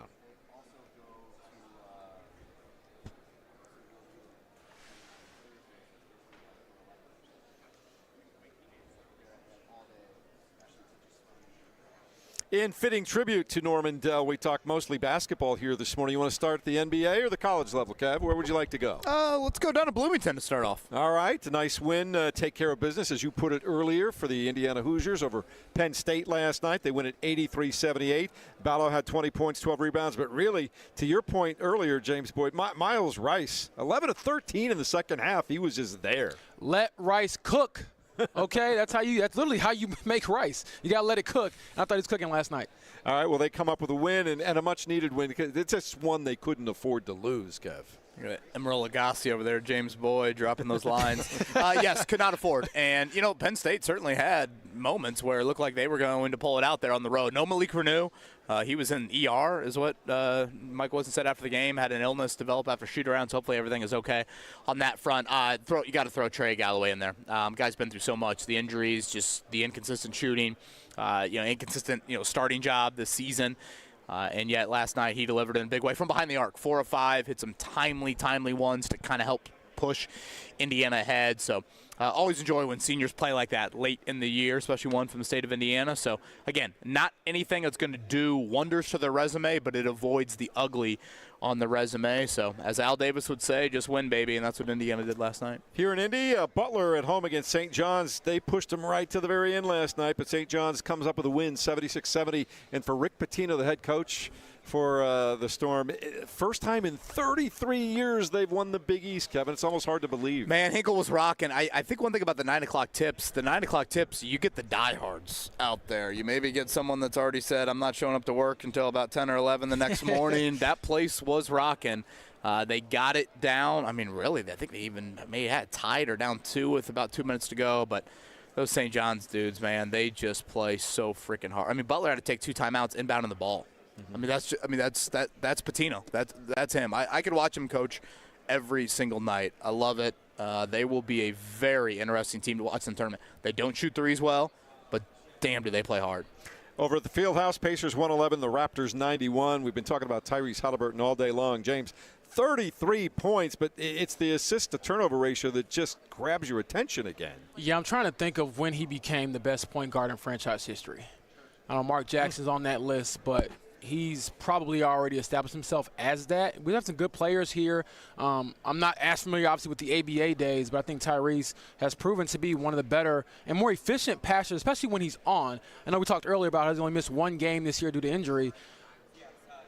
I know Colts fans, Pacers fans would say, hey, he's missed a few more because he doesn't shoot the ball. So he shot the ball last night and was pretty engaged. So I think you want to see this version, maybe not, 33 points, but just be in the game and be aggressive down the stretch. 91, that's a season low for the Pacers in allowing points. So very impressive on that end at Miami coming up tomorrow. If you can make it out tonight, 6:30. That would be the Jungle over on IU Indy. Almost said IUPUI. IU Indy's campus. Again, Paul Casaro and company. That's what they've asked for. How can we support and everything that happened to them with that just horrific images of the bus catching on fire and their trip home from Northern Kentucky? He said, come on out to their second to last home game of the year. They will play Saturday as well. I think that one is up at the Coliseum. But tonight, the Jungle, 6:30. Robert Morris, if you can make it out, IU Indy in action tonight. And we were talking yesterday, too. It wasn't just that they lost their uniforms and basketballs and equipment, things like that. All those kids lost their laptops, their textbooks. Yeah, 20,000 in total is what Paul told me. But they're okay. We have tweeted out the link from our Fan Morning Show account, so certainly check that out if you would like to donate in any way, shape, or form, because for a program like that, $20,000 is no joke. I mean, I know we just let off the check down with Indiana. That's a far different program from a financial state than IU Indy, so hopefully they get a great turnout tonight. Hopefully they can keep it very competitive against Robert Morris. It's a fun campus to go to as well. Yeah. I always like going over there. I enjoy it. I think the Jungle, especially when that that place gets going. Hopefully it'll be a rowdy atmosphere here in a little Horizon League matchup. They have a Chick-fil-A on campus, so that alone lets me know they're doing things right over there. Who needs NIL when you got that, right? That takes it back. Who needs NIL? Man, There's nothing kids wrong these with days. that. All right, coming up in a moment, some rules changes they're still talking about for the National Football League, and also what we expect to see here at Day 3 at the NFL Combine. I'm very disappointed they're getting rid of one of my favorite parts of the TV broadcast, James, and we'll tell you about it next on the Fan Morning Show with James Boyd, Kevin Bowen. I'm Jeff Rickard, 93.5 and 107.5 The Fan.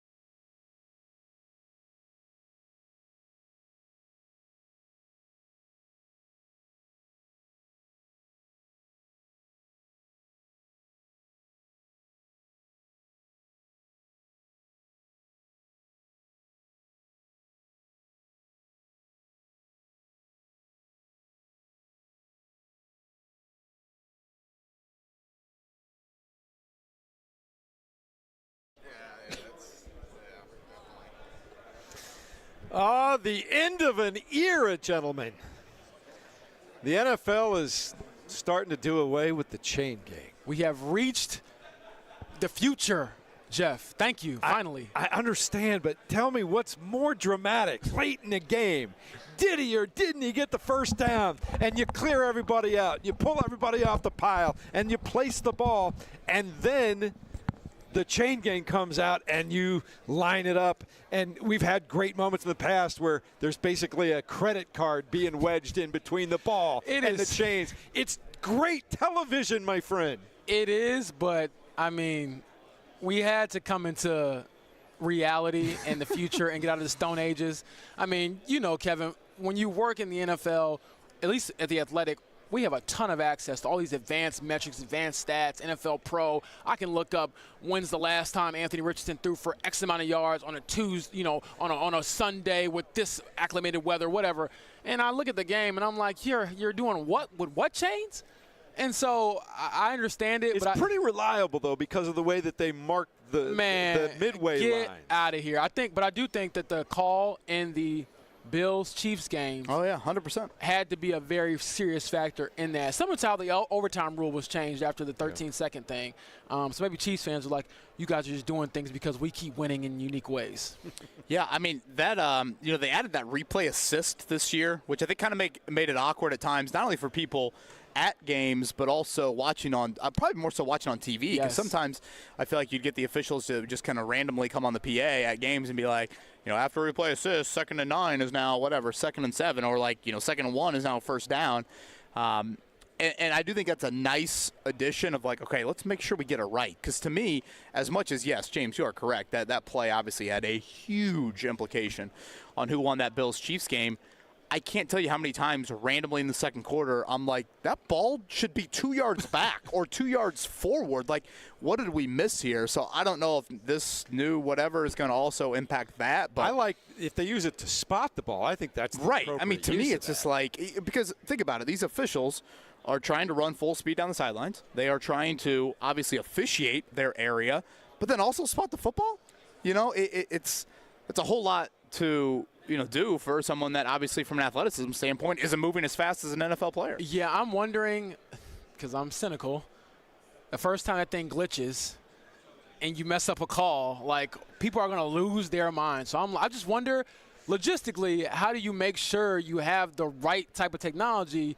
And do you use the preseason like a test trial? Do you use it in, I don't know, training camp, just kind of get a feel for what it is? Or do you just roll it out and say, here we go? You know, I'm curious to see how some of the coaches will respond to that. Obviously, you want to try to get the call right, but inevitably, there's going to be a body of people, and you can't see the ball, and then we're going to trust the computer to do it. I'm not going to hear the conspiracy theorists already yelling about bets. People are always going to be unhappy no matter what call is made. Yeah, I mean, how many times we see in a home environment where the home crowd just loses their mind over a call that objectively probably went against the home team. We saw with Anthony Leo against Purdue. I was like, that call might be a little bit different, if it was at Mackey. So I'm interested to see how that goes for sure. But ultimately, you want to get the calls right. And I think that's the biggest thing. And if that's the essence of it, I'm cool with it. Looking forward to Chris Gall joining us here live at the Combine, the VP of Visit Indy here in a few. He is a man on a mission this week to try to keep the Combine in Indianapolis. He's such a great ambassador for our city. And again, it's not just sport-related events. So many conventions that they're able to bring here, so much economic impact that he is able to help spearhead him and his team. And obviously the team branches out even from the Visit Indy crew. But the vibe that I've gotten here is, again, the Combine will be here in Indy next year. We know that. But there are definitely some owners, 4-ish owners, that currently aren't big fans of the Combine sticking in Indy moving forward. They think they can make some money off the thing. So what does that mean? Phoenix, Vegas, I know L.A., there was some talk of that a few years back. Dallas and that Frisco area. I'll be really interested to see, again, what the future holds for this event. I had heard, again, I don't know how true it is. Maybe I'll ask Chris when he joins us. There was some talk about splitting up the Combine itself. And by that, I mean, again, it's medical, it's interviews, and it's workouts. Well, there was some talk of, like, you continue to do medicals here, but then after the medicals are done here, you then would fly prospects to, like, Dallas, and then they do the interviews and the workouts down there. Which makes no sense. I'm just because one of the great things about logistically, what are we doing? One of the great things about having it here in Indy, and I've been told this over and over for many, many years, is that the amount of medical equipment that's available here in the city that is on loan essentially for this 3 or 4 day period from all the medical facilities, and Indy's well known to be a nice little central hub for medical, and that's a big advantage that this city has here. Do you guys watch HGTV at all? A little bit. So I've become an HGTV guy. Shout out to my mom, because you get a little older, start You thinking looking for about a new house? buying property. You know, rent is the devil. That's all I got to say. I'm throwing it out the window every month. But the word that they always use is walkability. Walkability. You know, I want to be able to walk around. And I think Indianapolis, when you're down here, has walkability. Seriously, logistically, for everything. You can get from here to Lucas Oil Stadium. I know Gainbridge Fieldhouse is for basketball. But you can get there during March Madness, whatever the case may be. Any type of event, you can get there on foot within 15 minutes if you're downtown, which I think is an underrated part of this. Whether it's going to get something to eat, I can go get something to eat, come right back. I can get to the station on foot from here in like 10, 15 minutes. And if it's a little bit cold and nasty I was going to say, you outside, can do it 90% indoors. Yeah, so many of the walkways are set up perfectly. Bingo. We come, 3.5, 4 blocks to get over here every day. I think we're outside to cross the street once. That's it. I love asking Chris Gall this question, and, people like this, sports court people, and I'll ask you two this. Bucket list item you'd want to see the city of Indianapolis host? Well, they've had the Super Bowl. Final Four happens every few years here. Man. We've had the national championship college game. The World Cup. Put it in Indianapolis. They're missing at this point in time, right? That would actually be my answer. And MLS is on the front burner. I'm not joking. Now. I would want to love see go a to World Cup game just to see the fanfare, the intensity. Yeah. I think preferably I'd honestly rather see two countries that's probably not the United States, just to feel the international vibe of it. But that's probably what you would get if it was a late round match. Well, you probably would. I know that they want the draft. I'm not a big draft guy, to be honest with you. I don't really care too much about that. It doesn't appeal to me to stand outside and hear names called. I'm all for any event, frankly, that helps out our city, but that wouldn't be one that I'd go to. But James, Jeff? I mean, honestly, when you talk about the Indy 500, it would definitely be World Cup. The fact that we have Super Yeah. Bowls, the fact that we're used to having the Final Four, men's and women's, and that we have NCAA tournament games all the time, national championship collegiate game, the Big Ten championships are here all the time. That's probably it. That's the one thing we haven't really seen on that grand of a scale. Mark got one of his Super Bowls to come here. I think, there would be a section that would say WWE and just, their mega events. Some would say, how about F1 getting back here? I think that has risen. I know there was a lot of drama back, whenever that was, 2 decades now, it seems like. But, yeah, that's always a question that I'm interested to ask, people like that. There's people across the street from us going, NBA Finals, NBA Finals. Well, yeah, but again, you're not selected for that. Yeah. One that sticks out to me that I always think would be kind of cool is the Winter Classic for the NHL. But if they did it at the IMS, I don't know logistically how you would do that, but I think that would be a spectacular view. Yeah, I've thought that's a great idea. Mark, I've thought what about a bowl game inside of IMS as well? Remember when was it Tennessee or Virginia Tech played at Bristol Motor Speedway I think they played a college football game. The field? In Bristol. Yeah, again, trust me, I have no idea. I'm just thinking, and I'm going around the track in my mind. It's my job to throw out ideas, and it's Chris Cole, who's 5 feet away from us right now. It's his job to figure all that out. And obviously lights have always been a big question, but those are some debates someone in the chat saying the Olympics, and I'm like, yeah, and wasn't there? We used to have the U.S. Festival, the United States wasn't Olympic Festival. Wasn't there a rumor of Chicago and Indy kind of making a co-bid at some point? Where are you going to do skiing? Logistically, how would that work? Summer Olympics, yeah. Where would you do what? Yeah. You'd have to use the two cities to have all the available resources, and it would never be in a winter. And obviously the Olympics, and really with FIFA, now we're getting into a whole lot of political discussion that would inevitably come with that. So I don't know. It's just always kind of a fun thing that. So I got to ask this question to Mark though, because I know where he's going with this. Mark, if you have the Winter Classic at Indy, at the IMS, who would the Blackhawks be playing? Well, yeah, you'd want to keep it local. I'd say Blackhawks and Blue Jackets, Blackhawks and Red Wings, something like that. You want to keep it, Predators, maybe? Borders, maybe, yeah.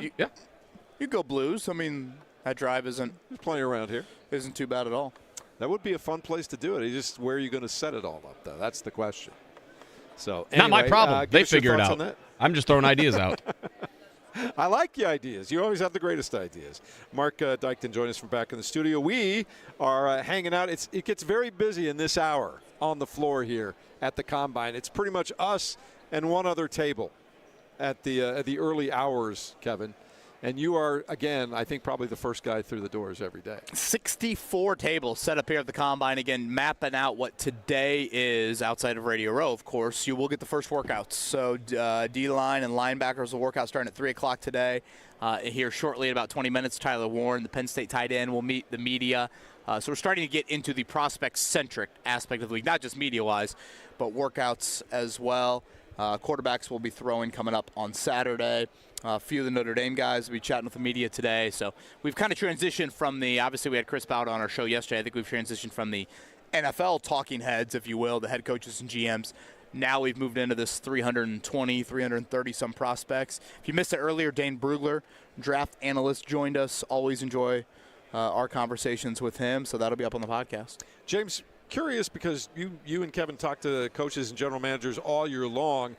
I've always found what's great about the Combine is the defenses are down just a little bit for those guys. They don't have a game coming up. They're not getting ready for training camp.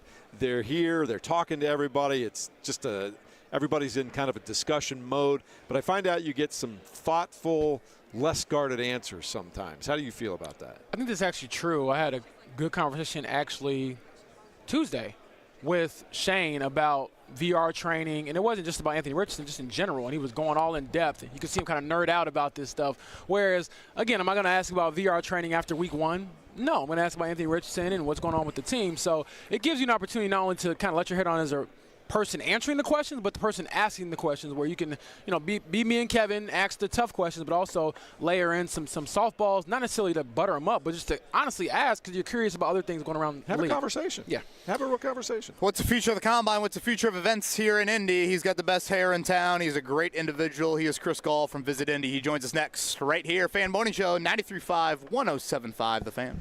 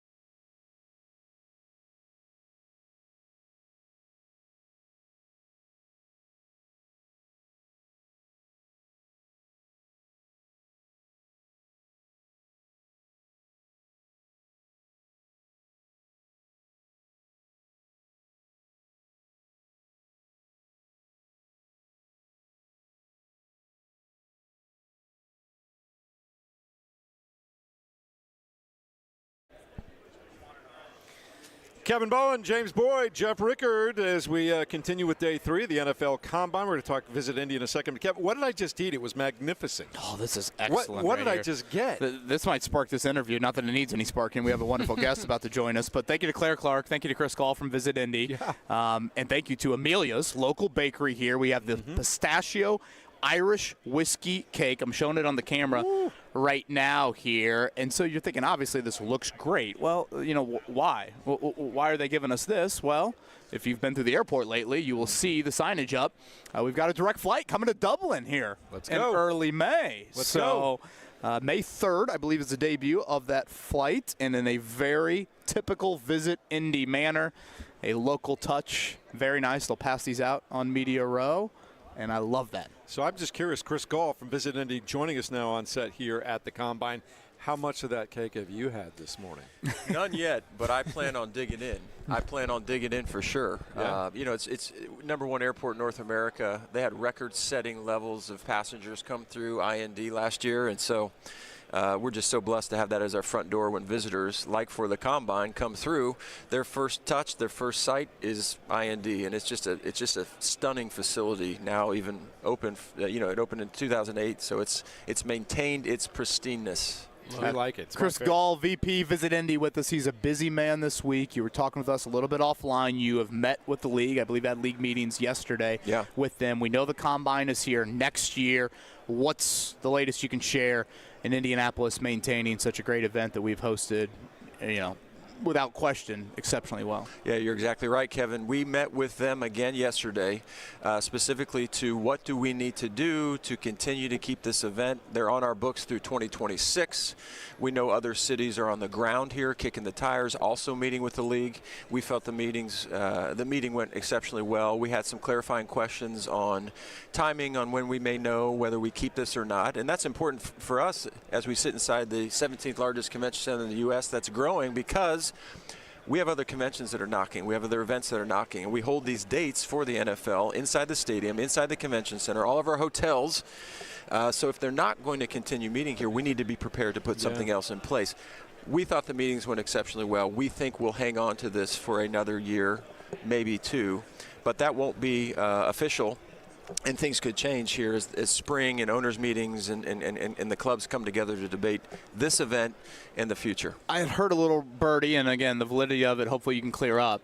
But is there any chat to splitting the Combine up? And by that I would mean this: medicals here, workouts and team interviews in a different city?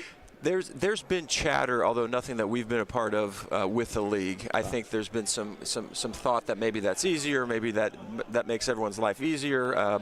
What we've heard from clubs and the league in particular is that this one roof concept, this idea that you have medical, all the testing, all the interviews, all the media within steps under one roof, the convention center, the stadium, and all these connected hotels, is the ease of what they need. Now, what's interesting, what we are hearing chatter on is NIL and college athletics and how agents are coming into play and how these college prospects are getting pushed and pulled in different directions with even more people in their ears saying, go, don't go, this is more important, this is more important. And so that's kind of something we're hearing.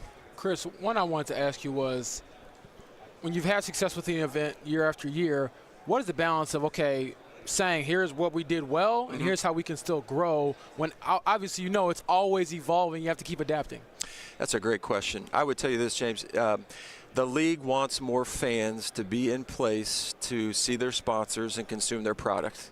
The TV piece is working, the interview process is working, the media piece is working. It's the fact that they want even more eyeballs and fans on the eyes of their sponsors and to buy and consume their products in person.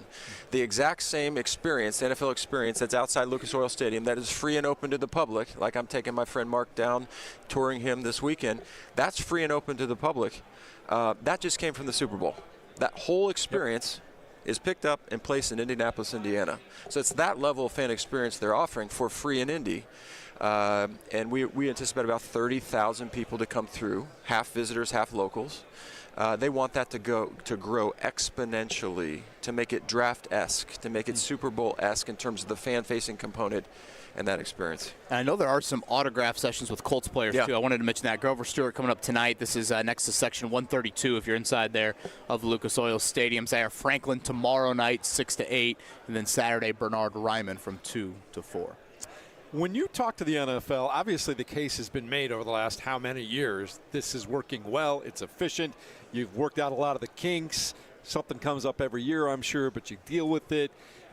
Is there a part of you that just kind of says, well, here it is, guys? I mean, yeah, I mean, we feel like we've earned the respect, and we know the league, and they've shared their adoration for our city and how we've been a steward of this event and helped it grow, right? So, I mean, we feel that, and it's part of our discussion. And at some level, we are the city that's helped grow this, and we feel like we've earned the right to continue to host it. We feel like just a few years ago, fans were allowed inside, silence your cell phones, upper deck of the stadium, don't shh. And now they want fans in the front row, and they want them outside, and they want them on their phones. So we've adapted as a city to make that happen, while the on-field core experience is being able to take place efficiently. So to your point, Jeff, it's kind of like this is what we offer, this is what we do. Our facilities are growing, the hotel core is growing. The WNBA loves us. They're coming. The NBA loved us. They're here. They were here. College football playoff. I mean, these big brands entrust us with their premier events. So, hey, NFL, we're here. Keep coming. Let's go there. Again, Chris Gall, Visit Indy VP, is with us here on the Payless Liquors Hotline Live here, I should say, at the Convention Center. You brought up several events. We just debated it, previous segment. What is on the Chris Gall bucket list? Sport-related. What is on the bucket list that you'd want to see that we haven't hosted? Let's go down that path. Well, I'll tell you, when you have the Indiana Sports Corps, the oldest, most respected sports commission in the nation, and when you have Pacer Sports Entertainment and the Colts as quarterbacks, when the NCAA is in your backyard, when you have these facilities that just keep getting bigger and better, the portfolio and our stance is able to open up. I would have said a year ago, WNBA All-Star Game. Here it comes. That was steered into place by Mel Raines and Pacer Sports Entertainment. What a unique time and year with the Fever you do not have to and tell women's me. basketball. Yes. Okay. Short of that, I'd say the draft. I think that's an event we would do exceptionally well at hosting. I think we would make it unique. We have expressed an interest in hosting that in the near future alongside the Indiana Sports Corps and the mayor's office, the governor's office. We feel like we could provide a fan festival atmosphere as the weather turns, and we have openings, and we're holding some openings into the near future. I won't tell you exactly which date we're eyeing because other cities are also vying to take that event, the Combine, and take that event, the draft. And so we hold our cards a little closer to the vest. But that would be my dream. Second to that would be to have Formula One back. I think the sophistication of that brand, the history behind the Indianapolis Motor Speedway, we're deserving of having F1 back, and we can certainly do that. Can I throw a few at you? Sure. And feel free to chime in on any of them. Winter Classic? We've looked at that. Okay. That would be fun. We have looked at that. We've kicked the tires. We've expressed some interest and have not had as much traction. Maybe a bowl game inside of IMS. Maybe I need to talk to Doug Bowles about this, but and he's so open to these kind of concepts, and he's the exact person we've bounced some of these ideas off of. So you got a lot of real estate there at IMS that you could play with. Absolutely. And then, was there ever any truth or substance to a co-Olympic bid with Chicago? Am I imagining things? No, you're not. So when Chicago put its foot forward as the host for the Summer Olympics years ago, you not only need the core facilities and hotel and infrastructure of a Chicago. On behalf of the U.S., Indianapolis was part of that. We had all of our convention facilities on hold, all of our stadiums, all of our hotel rooms. If you think about the proximity of Chicago, you would have Olympic athletes staying in Indy and commuting up to Chicago for the games, not unlike past Summer Olympic destinations where the core is this city, but 3 or 4 hours outside of the city, you have to have the infrastructure to host that sheer volume of people. So we were swept up in a good way as part of Chicago's bid to host the Summer Olympics with everything on hold. Yeah, it was really cool, and it's clearly something that can be done. I was just in Paris for the first few days of the Olympics this past summer, And to your point, there were a lot of soccer games leading up to the finals that were in different regions around all over France. So in this day and age, it's just really difficult to put that many athletes, that many TV people, that many things in one, even a major city all at the same time. Yeah. You're right. There's an infrastructure piece that will reach a ceiling, but those are all valid ideas. We'll take them down and see what we can do. One quick one I have for you, Chris, is I'm always curious.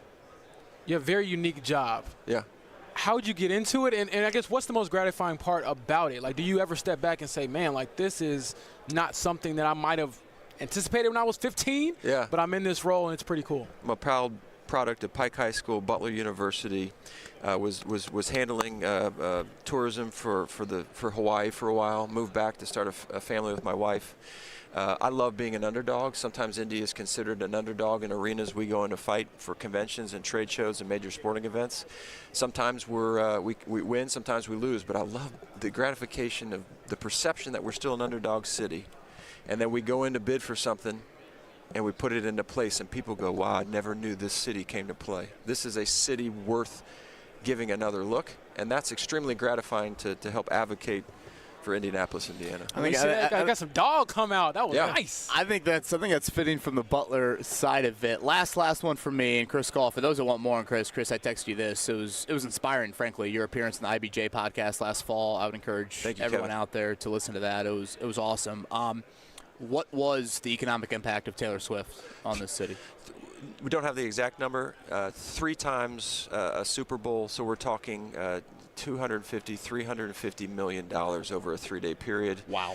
Airbnbs, VRBOs, hotels, restaurants, museums, just crushed it. Man, that is crazy. They fill it up. Crazy. She fills it up every single night. Thanks for stopping by, Chris. Gentlemen, thanks for having me on. You bet. Thank you. We appreciate that. All right, you asked. Scotty has delivered again, Kevin Bowen. You asked the question, what about early timeouts? He's got it. Yeah. What do you have? Oh boy, I gotta check my text. But the question that you asked. Oh yeah, was, Carlisle took a timeout like 23 seconds into the game last night, or into the second quarter. I thought that had to be a record. It was the stupidest, nerdiest thing I ever could come up with. Scotty said last night was the quickest timeout in the first minute of a quarter all season.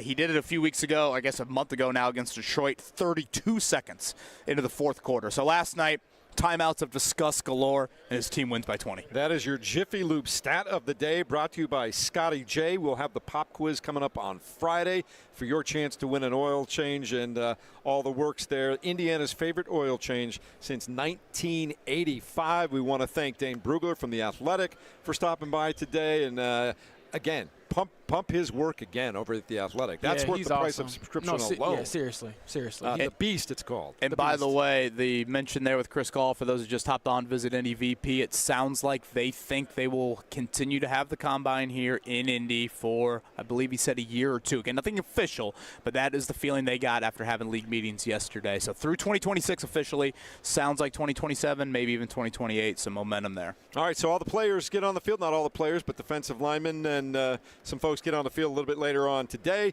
We'll continue broadcasting throughout tomorrow here from the Combine here in the downtown Indianapolis Convention Center. We got ESPN coming your way from 10 to noon in a minute. And then, of Off course, to Tyler Warren. At noon. And, yeah, well, let's go listen to Tyler Warren, see what he has to say. Maybe you can get some hair care tips right there. It's the Fan Morning Show on 93.5 and 107.5 The Fan.